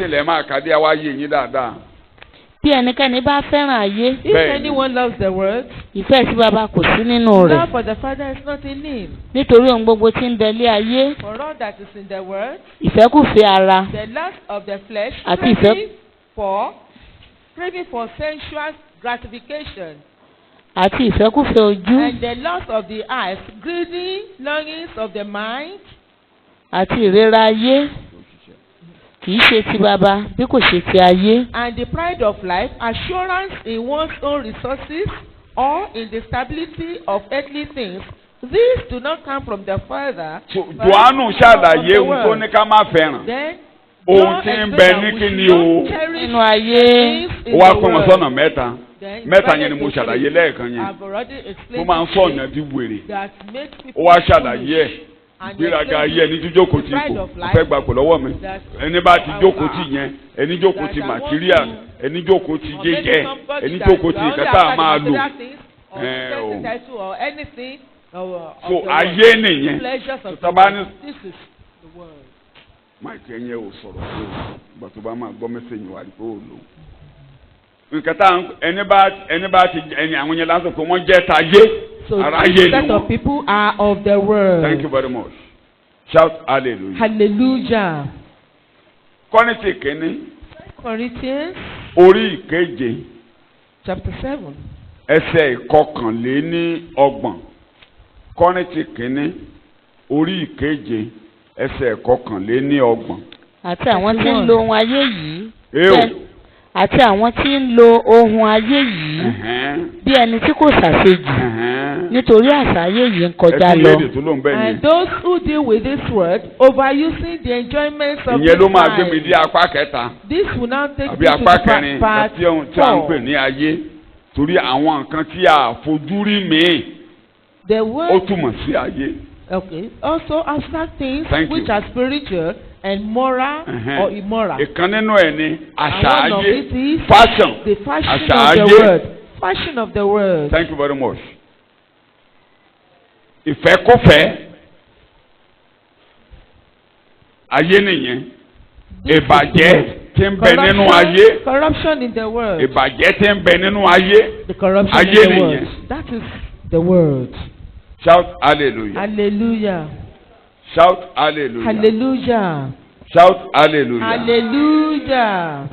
Ọgbọ́n ayé, ẹ̀mí ayé, ayé nìyẹn. The spirit of the world. Somebody sọ pé ọgbọ́n ayé. I want to talk about the ọgbọ́n tí ò ti ọ̀dọ̀ Ọlọ́run wá. Wisdom that does not descend or come from God. Let's look into what is Jákọ́bù orí wisdom of the world kẹta ní and that of mọ́kàn God. tọ́ fún. James. Jákọ́bù orí kẹta.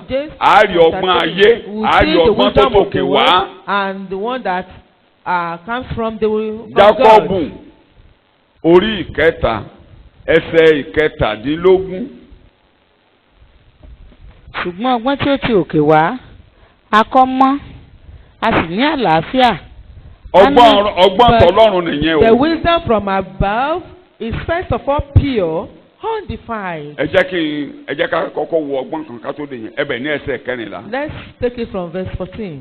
Ṣùgbọ́n bí ẹ̀yin bá ní owú kíkorò. But if you have bitter jealousy. Ayé nìyẹn o. That is the word. Owú kí ni wọ́n pè? Owú kíkorò. Bitter jealousy. Ìyẹn ni pé ìlara.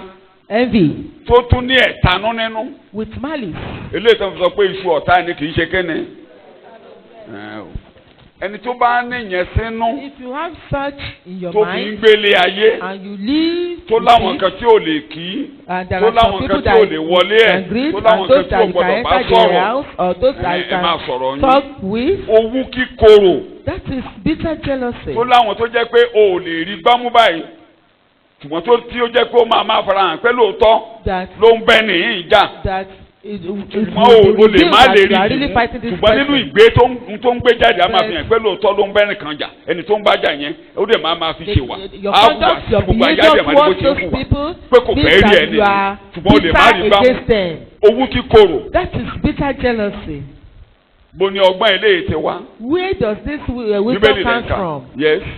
ṣùgbọ́n bí ẹ̀yin bá ní owú kíkorò But if you have bitter jealousy àti ìjálẹ̀ ọkàn yín Kí náà tó ní àní ní ọgbọ́n ní ìjà ti máa ń wà. inú ọkàn Kí ẹ tó gbé jáde inú ọkàn ní ìjà wà. O lè máa bá àyàn kan jà báyìí kí wọ́n ẹ̀ máa gbé it out, it comes right from your heart. Bó sọ̀rọ̀, If that person bó talks, ti wù kọ́rọ̀ tó sọ dáa tó. no matter how Fún good àpẹẹrẹ, or wise that lánàá word is, yesterday, olórí orílẹ̀-èdè wa kọ ìwé kan. our president, the president of the nation, Ó kọ sí olórí orílẹ̀-èdè tó wà ń bẹ and wrote lọ́wọ́lọ́wọ́. a letter to another president. Mo ti ń gbọ́ reaction látàná yẹn. I've been Mo ń rí reaction dẹ. listening to the Ẹ̀rí reaction àwọn of kan people. tó jẹ́ pé ẹnìkan tiẹ̀ sọ.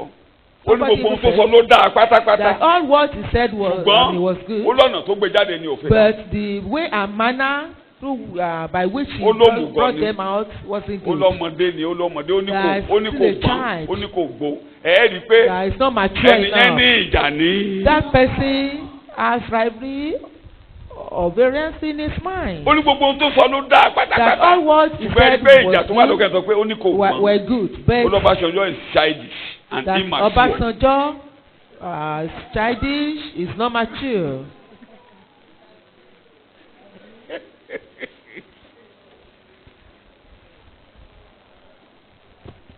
Oríṣiríṣi kọ́mẹ̀ntì ló ń jáde so ẹ rí i pé n tó ní kálukú reaction tó ní kálukú máa gbé jáde sí nǹkan tí bàbá gbé jáde nínú news yẹn reaction tó gbé jáde yẹn gbogbo ó lóun kọ́ ó lóun mọ̀ kọ́ fún àwọn tí right thinking torí wọ́n pé tán ronú Nàìjíríà ló ń gbé síta reaction tó ní kálukú á máa gbé jáde ó máa fi hàn yín pé bí ọkàn wọn ṣe rí sí ọba.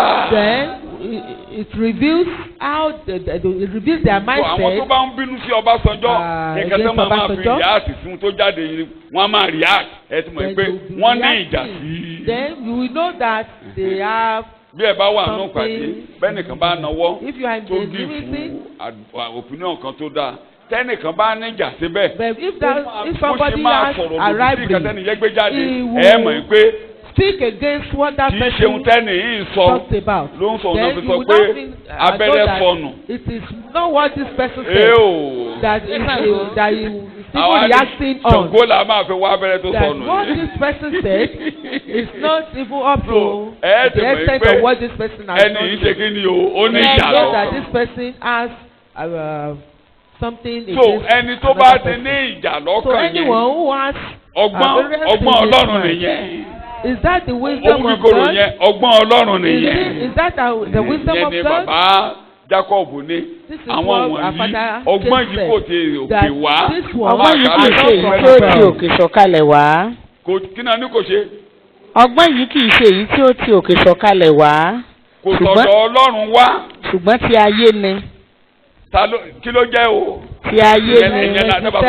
Ìyẹn jẹ́ ọgbọ́n ayé. The wisdom of ọgbọ́n ayé ni ọgbọ́n 419. Ti ara ni. Fraudulent wisdom. Jésù gan sọ níbì kan àwọn ọmọ ayé yìí gbọ́n ní. They are wise in their own eyes. Tí ó yé yín ọgbọ́n ayé ọgbọ́n ìrẹ́jẹ ni. The wisdom of the world is that of deceit. Ti ayé ni o. Of cheating. Ti ẹran ara ni o. Ti ẹ̀mí èṣù ni. And its devil. Kákùkù sọ wípé eléṣù ni wọ́n. They are devilish people. Bàbá yẹn rọ àfọgbọ́n kì í ó rọra gbẹ́kọ̀ kalẹ̀ ó rọra gbé kalẹ̀. Ti ara ni ti ayé ni. Kákùkù sọ pé ẹgbẹ́ èṣù ló ń lò wọ́n. Àwọn yẹn ọmọ ènìyàn búburú ni wọ́n. They are demonical. So ọgbọ́n nìyẹn. Ẹ wá wo ọgbọ́n tó di Then let's nǹkan ayé là ń examine sọ. Ọgbọ́n tí òkè wá Àkọ́kọ́ wisdom that comes from above. A ní àlá. Àlàáfíà. Be pure, undefiled, Kì í and ṣòro. have peace. You can easily direct the person. You can easily control somebody who is led by Ó the ṣeé Spirit ṣe of God. láti darí ẹni yẹn. Tí Wọ́n ní ẹ̀mí kì í mọ́ ti ṣòro. darí Easily rẹ̀. cheated. You can easily control him. You can bó ṣẹ́jú sí O ó bó lè darí ṣẹ́jú sí. rẹ̀ Bó bá ní. láìsí Kí ló làágùn. ń jó ọ lára níbẹ̀? Yeah, what is Wo Bíbélì náà. Ó ti what is rẹ̀. happening to you? Why don't you read the Bible? No! Wọ́n á torí ẹ̀. Rárá o, I will Àlàyé die. ni. Because of Ti that. ara ni. It is such a Èṣù ti person lọ́wọ́- of earthly Èṣù ti lọ́wọ́ síbẹ̀. things of the world. Ẹ tètè máa bẹ lọ́rùn ọwọ́ èṣù ti débẹ̀ yẹn o. It means that Mi the ò ní devil gbà- mi ò ní already gbà- has hand in Èṣù it. ti débi mi I ò will ní gbà never yẹn. accept this. That is the Shout devil. hallelujah. Hallelujah. So à ń wo ayé, We are checking, ọgbọ́n we are ayé. looking into à ń wo the àṣà word, ayé, the wise of the word, the ẹ̀mí passion of ayé. the word, and the spirit of the word. ẹlẹ́mìí máa ń sọ̀rọ̀ báyìí. Tẹ́ Even- ẹ̀mí ayé wà ẹ́ rí i pé àwọn ẹ̀mí ayé yẹn gbogbo tẹ́mi ẹ tó bá ti jẹ́ ẹ̀mí ayé ni Some people- ẹ̀ rí gbogbo nǹkan tó some máa ní people kẹ́ do ṣe talk ẹ̀mí ayé ló spiritually. máa fi pé bàbá ẹ̀ ló máa pa ẹ́. Ẹ lọ Then túbọ̀. sometimes it's the Má lọ lé spirit of yín the mọ́ o, world ẹ̀mí is telling ayé. you that this man will kill you. Kí ni mo pè é? Don't go to Ẹ̀mí that tó bá house ti ní again. kó má No, that tọ́jú is bàbá àti the ìyè word rẹ̀ that ẹ̀mí kí ni mo pè é? the worldly wisdom. tó àwọn ẹ̀mí yẹn lẹ́yìn bá pàdé ní wòlíì gbogbo ẹ̀mí ayé ni wòlíì. This type of the Ẹ̀mí ayé ni. wisdom of the world, kákùkù we sọ pé encounter them ẹ̀mí outside. èṣù So we can easily call kó lè it yé yín Paul sọ devilish wisdom. Paul sọ Paul said it. Éfésù In orí Ephesians ìkíní chapter ẹni pé ẹ̀mí 1. wà tó ń darí àwọn ọmọ aláìgbọràn. Ephesians chapter 1. So sorry chapter 2 chapter 2 Chapter chapter 2. 2 chapter 2 ẹbẹ̀ ní ẹsẹ̀ kejì sí ìkẹta ẹsẹ̀ kẹta gan ni mò ń lọ. Nínú èyí tí ẹ̀yin ti rìn rí gẹ́gẹ́ bí ipa ti ayé yìí, Ẹ̀hẹ́n. gẹ́gẹ́ bí aláṣẹ agbára ojú Ó ní ọ̀run. wọ́n ti ń darí gbogbo ẹni tó wà nínú ayé Ojú aláṣẹ ọ̀run. ẹ̀ka ní ojú Agbára ọ̀run. ojú ọ̀run. Follow the Ẹ̀rín prince of the power of the gẹ́gẹ́ bí air. ipa ti ayé sọ̀yìnbó yẹn In sọ̀yìnbó. which at one time you walk habitually, you are following the course and fashion of this world. Ṣé ẹ ti gbọ́ bẹ́ẹ̀ yẹn? Ìwà àti ìṣe ayé. The course and fashion of this Bíbélì world nìkan. Yes. were under the sway of the tendency of this present age. Ìyẹn ni pé kákùkù kí mo bá kúkúrò léyò ayé ń ṣe wá. Kí mo ló ń ṣe wá. Working Àwa gan la ayé ń under ṣe nígbà yẹn tendency of torí this present inú afẹ́fẹ́ age. ni wọ́n ti ń darí wa. We control Ẹ̀mí tó ń by the darí wa prince of ẹ̀mí the power ayé of ni the Bíbélì air. nìkan. Yes. Ẹ̀mí tí ń ṣiṣẹ́ nínú àwọn ọmọ aláìgbọ́ràn. You were obedient to and under the control of the demon spirit that is So gbogbo ẹni tí ò bá ti tẹ̀lé Jésù in ọmọ ta ni wọ́n jẹ́. because of disobedience. À ń darí wọn láti inú They are ẹ̀mí. being controlled. Mo lè fi máa rí ṣe mọ̀ pé ẹ bá dédé rọ́mọ gbogbo àwọn àwà tá a rí níbo lónìí. Just a person. Jọ Sunday nírọ̀lẹ́ nígbà tá a dédé on lálẹ́. Sunday when we got home Wọ́n at ti night, tẹlifíṣàn sílẹ̀ tìmí wà lé ńgbà yẹn. Mo ṣàwárí torí You bọ́ọ̀lù switch on náà the máa ń wò ní television? gbogbo ìgbà. Mo rí Wow, dúdú ń bẹ̀ mo rí Nàìjíríà mo ní ṣe watching Nàìjíríà ń gbá bọ́ọ̀lù àwọn ní Nàìjíríà ń gbá bọ́ọ̀lù alẹ́ yìí. Àwọn Algeria àti Nàìjíríà ló wá ń gbà. Nigeria, Mo wá ń rí àwọn ọmọ yẹn Algeria and irun other dada countries. nǹkan mo ní ṣé àwọn Algeria ló fẹ́ràn dada sílẹ̀ ọlọ́mọ Nàìjíríà it- ni wọ́n. The Algerians that Àbí cut their hair like ẹ̀rí this irun dada Algerians, yẹn ló wà ní but gbòòrò. they have Àbí bẹ́ẹ̀ kọ́. dreadlocks and there are many So outside there. àṣà ayé That is the ìwà fashion ayé. of the word òun and the náà course of òun the ló débi word. tá a bá ń sọ̀rọ̀ aṣọ wíwọ̀ When we talk tá a bá about sọ pé the issue of àlàyé ni dressing, ọ́ àlàyé ló máa ń ṣíra sí àlàyé àṣe nǹkan tó mọ́. the ethic that exposes into our body. O fẹ́ tí ayé lọ́rùn. You want to Torí ìwọ satisfy the mẹ́bìnrin wà world. rẹ̀ why are you dressing? Why are you dressing? Dressing is to cover Kúkú your wọṣọ ṣe bí nakedness. à ń wọṣọ láti. Ṣùgbọ́n o fẹ́ tí ayé lọ́rùn. O fẹ́ ṣe bí ayé ṣe ń ṣe. O fẹ́ lo ìgbà tí ayé ń lò. And you Ayé want nìyẹn. to go according to the fashion of the word. O fẹ́ káyé yé wa ni o. Ṣé I yẹn just ti yé wa want us to dáadáa? Shout understand hallelujah. the word. Shout hallelujah. Hallelujah. Ibo la wa ń lọ báyìí kí n tó parí ẹ̀kọ́. I mean focus now. Èdè tí Jésù lò The oko ni. term that Jesus used, that the word is. Ẹ wá rí i pé gbogbo ohun tí àkàjọ Jésù ń darí yẹn. All what we've read that Satan was that Satan is Ìjọ ò ń ṣe ti ayé. The church is not of the world. Jésù ní Jesus ẹ̀yin ò ń ṣe ti ayé. You are not of Gẹ́gẹ́ the bí world. èmi kì í ṣe kíni o. I am Kì í ṣe not ti of the So world. ayé àtijọ́ ò lè jẹ́ nǹkan So kan. the church and the world cannot be the ẹ same. má ṣe fẹ́ràn ayé ni wọ́n sọ fún Don't ìjọ. cherish Fún ìjọ the world. àtayé two parallel lines.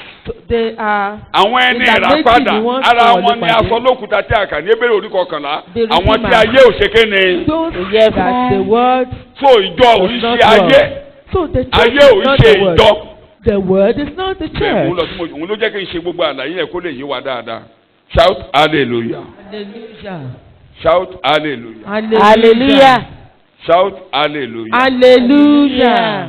Torí àwọn olùkọ́ni kan Because tó of dẹ̀ some jẹ́ pé teachers, ọ̀pọ̀lọpọ̀ náà ló máa ń fẹ́ túmọ̀ And Bíbélì many of bẹ́ẹ̀. them want to give the Èdè tí meaning. Jésù lòun bí of pé the oko Bible ni like ayé that. yìí ọ̀pọ̀lọpọ̀ The bí a ṣe máa ń túmọ̀ rẹ̀ pé inú ìjọ explanation ni here Jésù ń sọ̀rọ̀ kì í that ṣe ìjọ o. This Kì í is ṣe not ìjọ. the Ayé. church. It's talking about Ìgboro. the world, the outside world there. Ìgboro kì í ṣe inú People out ìjọ. there, not in the church. Jésù ìbá sọ pé Jesus would have said, kí ló ń porúkọ ẹ̀ oko yẹn jẹ́ ìjọ ṣùgbọ́n That- Jésù ní that field is the church. oko ní kẹ́ni. But Jesus said, the field is the world. Ṣé ló yẹ kó sọ pé oko ní ìjọ? He would have even said that the Ìdí field ẹ̀ ni is the pé- church. The reason is, Bó tilẹ̀ pé ó jẹ́ òótọ́ though it nínú was ìjọ true kíjọ that in a rí àwọn every èèyàn church, tó wà nínú ìjọ we see some people in the church tí wọn ò gbàgbọ́ that do not believe. tá a jọjọ ń kọ́ wọ́n rìn nínú And ìrìn àjò. We Kódà mi ò fẹ́ are bọ́dà yín. accompanying one Tó bá another jókòó àwọn in alàgbà ni mò ń bá the sọ̀rọ̀ máa journey. bọ́dà wọn. Bá máa ṣàlàyé fún yín pé I would have explained ẹ̀kọ́ to you that ẹnìkan ń that orúkọ ẹ̀ ní this Augustine teaching, mo gbé ẹ̀kọ́ one yẹn person jáde called ẹ̀kọ́ Augustine yẹn ni brought out this- Constantine gbé nígbà tí the Constantine dé òun ni wọ́n gbé teaching ìjọ lé that lórí nígbà Constantine Constantine tó jẹ́ pé irúkúrú fi jókòó sínú ìjọ took and church was tí wọ́n placed fi on it, establish pé and he established it that a ò gbọ́dọ̀ discipline ẹnikẹ́ni nínú ìjọ that nobody àti should be nìṣó àti disciplined irúkúrú in kan jẹ́ the ká máa church. kóníkàlùkù tó ibi tí ìjọ ti kọ́kọ́ rọrùn Everybody rẹ̀ should just behave as they like. so This is àti where this àwọn was tó the example gbàgbọ́ of the church. ń la Those that aláìgbàgbọ́ fi believe, wọnú ìjọ tán kónú ìjọ tán and bẹ̀rẹ̀ that sí í is ṣe lórí why the yóò fẹ́ unbelievers bọ́dà yẹn ni. mingle with the believers in Oko the ni church. ayé kì í ṣe The oko word, the ni field is the word. So the field is not the oko ni church, ayé o. but the word. Lóòótọ́ Is the nínú ìjọ Though àárí in the church, onígbàgbọ́ we will see àárí believers aláìgbàgbọ́ and we will see aláìgbàgbọ́ those tó bá that wọnú they are ìjọ believers. ètí Ọlọ́run ni kó gba Jésù The Olùgbàlà. plan of God concerning the unbelievers is for them to believe Tá a bá on wá rí Jesus. ẹnikẹ́ni If there is anyone tó wà nínú ìjọ in the church tó wá ń ṣe bíi kìrìsìtẹ́nì and behaving tó wá ń gbé wà jáde tó Christian máa like, kó bá ìjọ but tí a bá mọ̀ exhibiting a bẹ̀ mo máa behavior parí that ẹ̀kọ́ yìí can a gbọ́dọ̀ destroy the dín church, pẹ̀lú ẹ̀. and if this is revealed and is known Ọlọ́run ò to ní be dealt kí with, eléṣù àti God àwọn tó gba didn't Jésù say kí that gbogbo wọn kó the ṣe kẹ́ni devilish and the Eo, those that believe máa on ṣẹ́kọ̀ọ́ Jesus, síbẹ̀. Ọlọ́run ò ní kí eléṣù àti káwọn not ọmọ say the èṣù devilish, the a ò children of lè the jọjọ́ devil, dà papọ̀ wọ́n máa kó bá and wa. the son of God should grow together because they would Tó bá ní next week they, máa ṣàlàyé they might destroy us. bí àlìkámà àti èkó ṣe máa ń I will lọ́pọ̀ explain ìyẹn how ò ṣẹ̀kọ́ the alẹ́ tears ṣùgbọ́n lónìí and oko ni kí ni o the face how they grow together. oko ni kí ni o The inú field ìjọ is la the wà yìí word. tábà ti sori ọ̀fẹ́ báyìí bó After lẹ́ ń the padà grace sí day, we will go bó ní bó back lẹ́ ń padà sí. into the Ẹ̀hẹ́n. word. Bàbá Paul ṣe àlàyé Yeah, rẹ̀ Father Paul explained. ẹ̀kọ́ ẹ̀ tí ẹ̀ yé ni dáadáa Then ní ajẹ́ kò ní jẹ́ kí n I dàgbé understood this teaching Kọ́ríńtì very well. kínní First orí Corinthians ìkarùn-ún chapter 5. nígbà tí a rí ẹnìkan tí a mú nínú tó ń bá ìyàwó bàbá rẹ̀ ṣe tó fi ní kọ́ńtísìn rẹ̀ ó lóun ní ó ní kí ẹ má bá àwọn kẹ́ má bá kẹ́gbẹ́ kan dì pẹ̀lú ẹ̀. First Corinthians chapter 5. You can read from verse 11 if I'm not mistaken. Yes.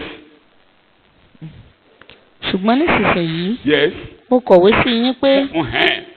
bí ẹnikẹ́ni tí a ń pè ní arákùnrin bá jẹ́ àgbèrè Uh-huh. Yes. tàbí olójú kòkòrò Uh-huh. tàbí abọ̀rìṣà Uh-huh. tàbí ẹlẹ́gàn Uh-huh. tàbí ọ̀mùtípara Uh-huh. tàbí alọ́nilọ́wọ́gbà Uh-huh. kí ẹ má ṣe bá a kẹ́gbẹ́ Gbogbo orú ẹni bá ń rú ìwà burúkú bẹ́ẹ̀ nínú ṣọ́ọ̀ṣì kí náà ní ká má ṣe. kí ẹ má ṣe bá a kẹ́gbẹ́ irú Wọn ẹni ò ní ká bẹ́ẹ̀ dàgbà pọ̀. ṣé ó ní ká dàgbà pọ̀? Rárá. Kí ló ní ká ṣe sí? Má ṣe bá kẹ́gbẹ́. Máa kà á. Irú ẹni bẹ́ẹ̀ kẹ́ ẹ má tilẹ̀ bá a jẹun. Irú ẹni bẹ́ẹ̀ ẹ má ṣe kéne. Má bá a jẹun. A lè jọ jẹ́ kí lọ́sọ̀ papọ̀. A gbọ́dọ̀ bá kẹ́gbẹ́, a gbọ́dọ̀ di pẹ̀lú ẹ máa kà lọ. Nítorí èwo ni tèmi láti máa ṣe ìdájọ́ àwọn tí ń bẹ lóde. Kò fún tó kàn pẹ̀lú àwọn ará àgbòrò. Kì í á ṣe àwọn tí ó wà nínú. Àwọn tó wà nínú ilé. Ilé ẹ̀yin ṣe ìdájọ́ wọn. Máa ní ká ṣe ìdájọ́ rẹ̀.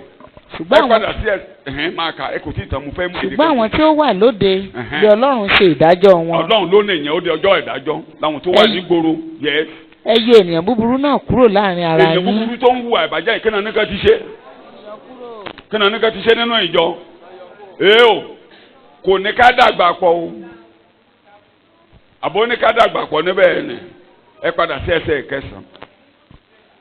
Mo fẹ́ méde kan. Èmi ti kọ̀wé sí yín nínú ìwé mi pé kí ẹ má ṣe bá àwọn àgbèrè kẹ́gbẹ́ pọ̀. Ẹ má bá àwọn wo ni kẹ́gbẹ́ pọ̀.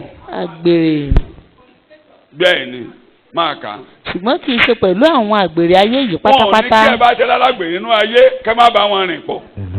Nínú ayé yẹn àwọn alágbèrè tó wà níbi iṣẹ́ yín ẹ jẹ́ kí a ṣe kéne kán dàgbà pọ̀. Ó lóun ní táwọn bá ní kẹ́ má bá gbèrè kẹ́gbẹ́ ó ní ẹ̀ kó láyé àbí owó alágbèrè lẹ́tí ń raṣu àbí ọwọ́ òmùtí lẹ́tí ń ra gbogbo àwọn nǹkan tẹ́ ń rà nù gbòòrò láyé ẹ̀ lè ti Pọ́ọ̀lù lónìí yẹn. Ó ní ṣe ni ó ní tí òun bá ní ká má bá wọn yẹn rìn ó ní ẹ máa kó òun ayé ẹ fẹ́ ṣe gbé àwọn ọmọ báyìí àwọn tẹ́ máa kọ̀wé tí ó máa wá ọ̀pọ̀lọpọ̀ wọn jẹ́ ọlọ́tí ọ̀pọ̀lọpọ̀ wọn jẹ́ alọ́nilọ́wọ́gbà ọ̀pọ̀lọpọ̀ wọn jẹ́ àbí bẹ́ẹ̀ kọ́ lórí kábíbélì.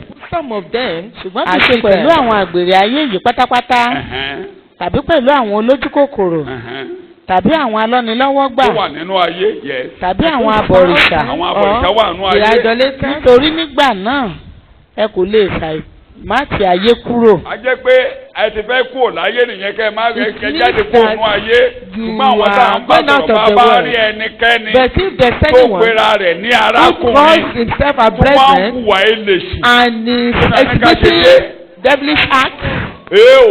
That we should not associate with them. Irú ẹni bẹ́ẹ̀ ẹ yọ kúrò. That some people should be removed, ostracized. Ó tó lálàyé o. Ó tó lálàyé. Ẹ má sọ lè lè ṣu o. Then don't let him become devilish. Ẹ má gbé lè ṣu lọ́wọ́ jìnnà o. Don't hand him over to the devil. Ìgbà tó ẹ bá wá tó gbára rẹ̀. But when it's settled, then we should take it back. Agbọ́dọ̀ ó dàbí èdè tí mo lò lọ́jọ́ Sunday. Just like the language I used on Sunday. Àwọn alàgbà kan ṣáṣà àwọn tí. That the elders should sanction those. Wọ́n ní kì í ṣe torí ti àwọn oníwà búburú yẹn. It's not because of. Oní gbogbo yín lọ mọ dáadáa. Ṣùgbọ́n àdìsá láyàrá àwọn kankan. Tó jẹ́ pé ń tà ń ṣe onítùmọ̀ sí. That they are not mindful of what they are doing. Torí tẹ̀yìn ọmọ dáadáa. But because of those good children that they have to be sanctioned so that they will not mar your life. Torí ti bẹ́ẹ̀ la ṣe ń gbé kalẹ̀ pé. That's why it is set up that ojú mi ti ẹ̀ kan mo yàbàrà ojú mi kan ṣe jáde wá fún mo máa ń sọ lójú àwọn alàgbà. I do say it. Ọmọ mi kan ti jẹ́ kí ojú mi kan. One of my children. Kò fi wá fún yẹrẹ ṣeré. Ó kàn déédéé dénú ṣọ́ọ̀ṣì. Adéwà nípàdé alàgbà lọ́jọ́ kan. Wọ́n ní kí n jáde wá fún. Mo ní lágbájá. He doesn't usually go out for evangelism. For followers. Lẹ́sẹ̀kẹsẹ̀. Kí n ní kọ́ńtà dúró yẹn. Ó ti dábìlà ó ti fún yàn lóyún. And before you know it, you are already pregnant somebody. Anything that will not make you to go out for evangelism, it means that you are. Ó ti wọnú ayé, ó lọ́nú ayé, ó ti fẹ́ délé sùn. You want to become devilish. Torí ohun tó ń gbé wa rìn ayọ̀ la fi ń jẹ́rìí, ìmọ̀ la fi ń jẹ́rìí. That is opposing us, we are testifying with joy. Tán tú káàkiri, gbogbo bí wọ́n lọ ayọ̀ ni wọ́n fi ń kéde. Àwọn ló ń kéde káàkiri gbogbo Europe. Brought this gospel to àwọn àpótí òkú ní Jerusalem. Cities of Europe. Wọ́n kó Jerusalem. Ayọ̀ ni wọ́n fi ń lọ. They went with joy. Ayọ̀ ni wọ́n fi ń lọ. They went with joy. Tó bá ti di ẹ lọ́wọ́. Anything that is hindering you. Bó bá tẹ́bà tẹ̀ ká bó bá ṣe ń gba Jésù lónìí ni wọ́n bẹ̀rẹ̀. Bó bá ṣe ń gba Jésù ni wọ́n bẹ̀rẹ̀. Ìjọ tí Paul gba Jésù ìjọ yẹn ló bẹ̀rẹ̀ àbí bẹ́ẹ̀ kọ́. It was Ìjọ yẹn ló bẹ̀rẹ̀ sí sọ̀rọ̀ he started testifying about Sọ́nkógun sí Jesus. apẹ̀rẹ̀ ni wọ́n fi gbé sóyè òde He was waged war against, but he was rescued. Even through. So ìgbà míì, ìgbàlà ọjọ́ òní a gbọ́dọ̀ máa yẹ̀wò dáadáa.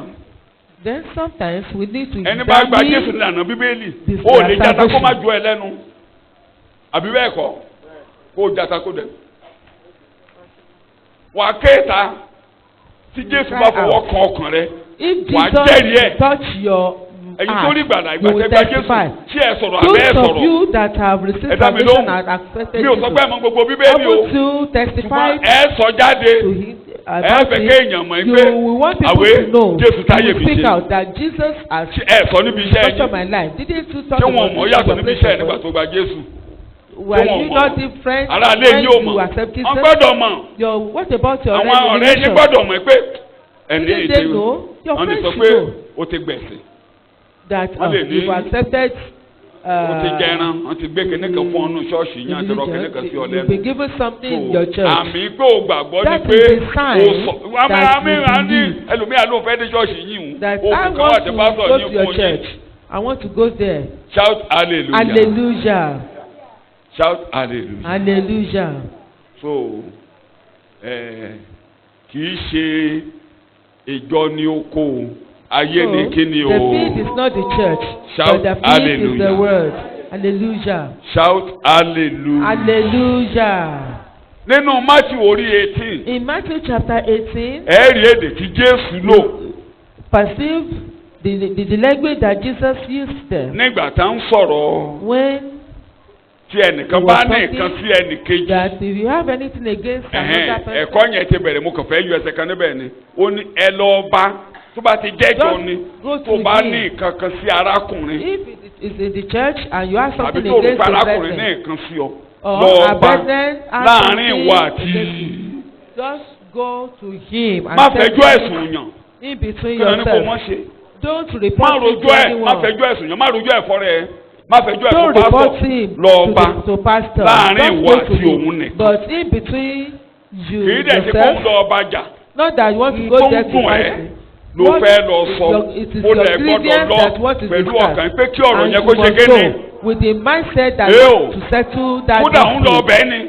Then you are going there to ìlànà even bíbélì beg yẹn ó ń lọ ọbẹ̀ bẹ̀ that kí is the ìjà má principle sí of láàrin therapy. yín ni. You are going there to n beg kò bá lọ him so sọ́bẹ̀ that there ṣé will kò be fẹ́ lọ no dára ẹ̀ láre o fẹ́ bẹ̀ pé kò yẹ kí a máa jà àbí bẹ́ẹ̀ kọ́ that we should kò not yẹ kí be wàhálà fighting. wà láàrin wa There should not be any trouble. kò sí bí ẹ̀ wàhálà ṣe wà láàrin èèyàn méjì kó má ṣe pé oníkálukú á máa There's no rojọ́ way. afẹ́ jàre àbí bẹ́ẹ̀ kọ́ ṣùgbọ́n Trouble ìwọ will be tó ń lọ between yẹn ló two gbọ́dọ̀ people lọ and pé they want to this justify matter themselves. must be But you solved. that go Èdè to that Paul person, nìyẹn. you want the matter ó ní èyí ṣe to tí ẹ̀ resolve. tẹ́kánrẹ́ ẹ̀yìn jẹ́ Why èyí ṣe don't tẹ́ ẹ̀ you fara gbá allow ìyà people to even kọ́ni speak kìíní to orí you? kẹfà ó ní When you arákùnrin set gbé up arákùnrin lọ sí But our brethren ó ní àbùkù ní pátápátá láàrin yìí another brethren to come. ẹ̀ ṣe jẹ́kánrẹ́ ẹ̀yìn jẹ́ It is a sin of shame. ẹ̀ ṣe jẹ́kán sí Why don't you allow ẹ̀ ṣe lè fara yourself gbá to be ìyà treated? kí lẹ̀ ń Why jáde lórí can't you kí lẹ̀ lè fílẹ̀ kí lẹ̀ ọlọ́run ò lè ṣe fún yín allow yourself to suffer? kí Then lè yàn what gbé are lọ you sọ́lọ́run ò waiting lè for? dá padà fún yín. What is it that Ó ní ẹ somebody faradà stole kẹ́gbà from you or ìyà. took from you that God So cannot ọkàn yẹn lẹ máa bá lọ restore?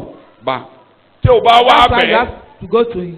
tó o bẹ̀bẹ̀ pé If you kọ́rọ̀ now ní beg yanjú him tí o that that gbọ́ issue wọ́n might ní be kó wá settled and if he ẹnìkan didn't tàbí allow méjì it then pẹ̀lú look rẹ̀ for one person or kẹwàá lọ two bá wà á then dẹ̀ go bẹ̀ to wọn him. ẹjọ́ ẹ bá mi bẹ̀bẹ̀ Please Kọ́rọ̀ help yìí me beg him mi so that ò he will be rojọ́ appeased. àwíjàre I ṣùgbọ́n kọ́rọ̀ have tán nothing to say Shout to justify hallelujah. myself but just to settle tí àwọn this méjì case. bá wá bá ọ bẹ̀ If these two ẹni tí people wọ́n bá ń bẹ̀ beg him yẹn tó ń lè túrú kọjá and tó but fẹ́ this délé sí person ẹ fẹjọ́ ẹ̀ didn't fún ìjọ. was not appeased ìjọ wa pe then kọmitì lé can lórí ìjọ report àwa to church. bẹ́ẹ̀ and the tíjọba church will wa now bẹ̀ beg him tó ní if they kíjọ now gbẹnu beg sọ́hún him if the church beg him pé pásọ̀ wò ẹ lè lọ́gbẹ́jọ́ tó and it's pásọ̀ not mindful of the church that just ẹni yẹn náà ní irú ẹni yẹn such a kò person ká ọlọ́run sí is kò not ká mindful ìjọ of sí God and it's not ìjọ ò mindful ní of the túmọ̀ church. sí The church has no meaning to ẹ jẹ́ him. kẹ́ni yẹn ẹjọ́ bí ẹni yọ jẹ̀gá Just ostracize the person. ẹ jẹ́ kó jẹ̀ bí àwọn gbowó òde sí Let him be like tax collector torí kò sí to kẹta ń you ṣe níbi nítorí because he is not mindful of what we are bí àgbàdúrà doing. gan-an á bí Even if we kódà pray àwọn alájẹ at á ní ṣe la fẹ́ bá yé òun jẹ́ night, aṣòdì ní it will witch us ẹ̀jú síta so irú àwọn èèyàn búburú bẹ́ẹ̀ nínú ìjọ wọn ò ní ká dàgbà pọ̀ o. God did not say that we should speak together. ṣé bíbélì yé wa dáadáa wọn ní ká dàgbà tí a bá ti mọ̀ agbọ́dọ̀ ti ṣe nínú so ìlànà ní irú àwọn kéésì bẹ́ẹ̀ rí pé àjẹntù àníkẹ́yẹntù ẹ̀. we will just tell you to settle the. máa ń sá sẹ́yìn.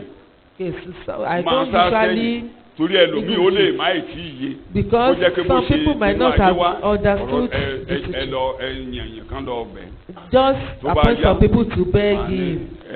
èpè kọ́mítì lé lórí.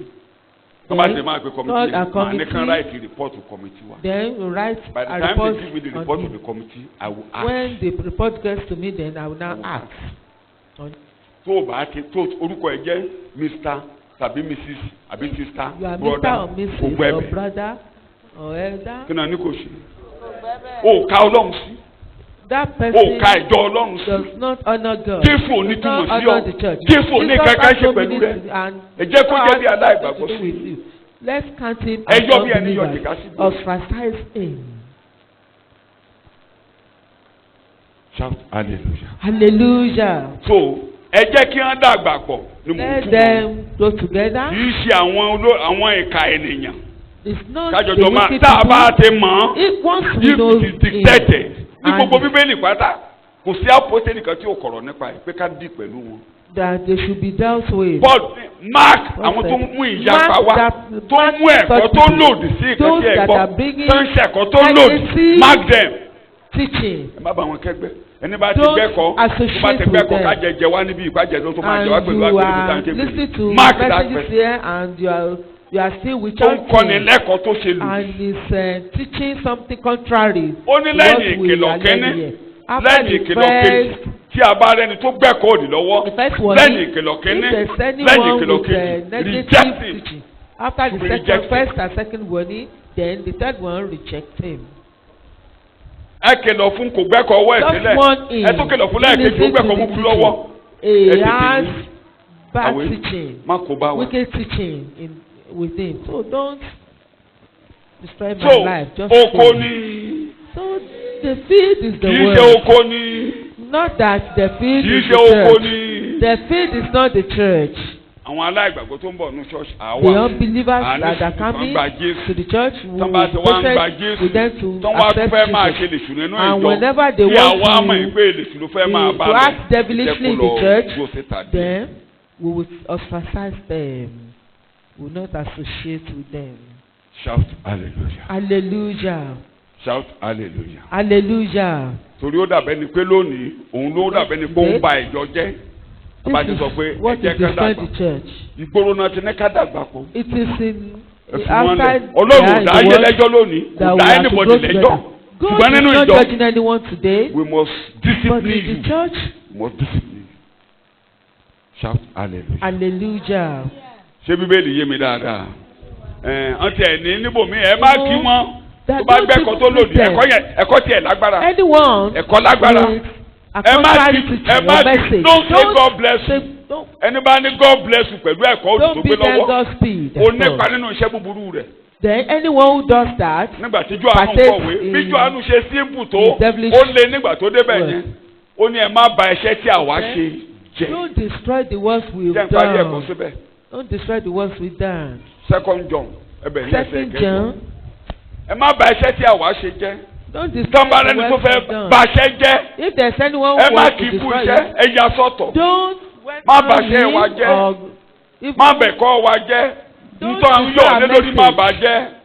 ayọ̀ wa lónìí pé Jésù àbí bẹ́ẹ̀ kọ́ àti òkú rẹ̀ ń ló ń gbé wa láyọ̀ ó dìde nígbà yọ̀ lé lórí nìyẹn ẹni bá ti gbé ẹ̀kọ́ tó lòdì wá dí pẹ̀lú ẹ̀ a negative teaching has to be dealt with. ẹ kíyèsára yín. ẹ kíyèsára yín. kí ẹ má sọ iṣẹ́ tí àwa ti ṣe nù. lórúkọ Jésù Olúwa ràn mí lọ́wọ́ mi ò ní sọ sí àwọn àpọ́sítélì sọ̀rọ̀ mi ò ní bà iṣẹ́ tí Ọlọ́run ṣe jẹ́ iṣẹ́ ò ní tọwọ́ mi bàjẹ́. iṣẹ́ ò ní tọwọ́ mi bàjẹ́.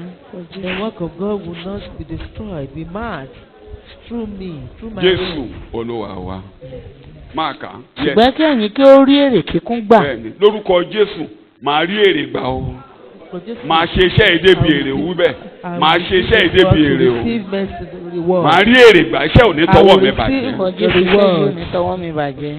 Look to yourself. Take care that you may not lose or throw away or destroy all that we and you have laboured for. Gbogbo tí gbogbo wa ń ṣiṣẹ́ lé lórí. Kó wá jẹ́ pé ìwà rẹ̀ lábàjẹ́. What we labour for somebody to destroy àwọn tó bá fẹ́ bàjẹ́ yẹn náà ní ká dì pẹ̀lú. Anyone that wants to destroy it, that we should deal with them. àwọn tó bá fẹ́ bàjẹ́ la gbọ́dọ̀ dì pẹ̀lú. We should deal with them. ẹ kíyè sára má jẹ́ ó bàjẹ́. Just take care. ẹni bá fẹ́ bàjẹ́ wọ́n ní ká dì pẹ̀lú ẹ̀ bíbélì rẹ̀ ń kà. olúkúlùkù ẹni tí ó bá ń rú òfin. Anyone who runs on ahead of God and does not abide in doctrine of Christ. ó fi Olúwa lẹ̀. Who is not ó fi Olúwa lẹ̀. ó ti sàkójá Olúwa ó lọ ń ṣèfẹ́ ẹnu ara rẹ̀. kò dúró nínú ẹ̀kọ́ Kristi. tí kò sì dúró nínú ẹ̀kọ́ Kristi. kò gba Ọlọ́run gbọ́. Does not believe God. ẹni tí ó bá dúró nínú ẹ̀kọ́ òun ni ó gbà àti bàbá àti ọmọ. ẹ̀kọ́ tá à ń ṣe yìí. àṣìṣe ìpàdé àdẹ́sán.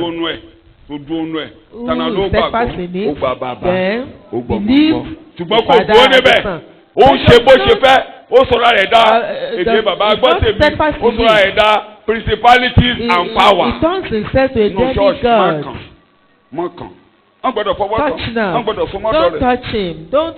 ẹ má bà kẹ́gbẹ́ ẹ má kí kú oríire má sún mọ́. the works we laboured for. don't celebrate with him.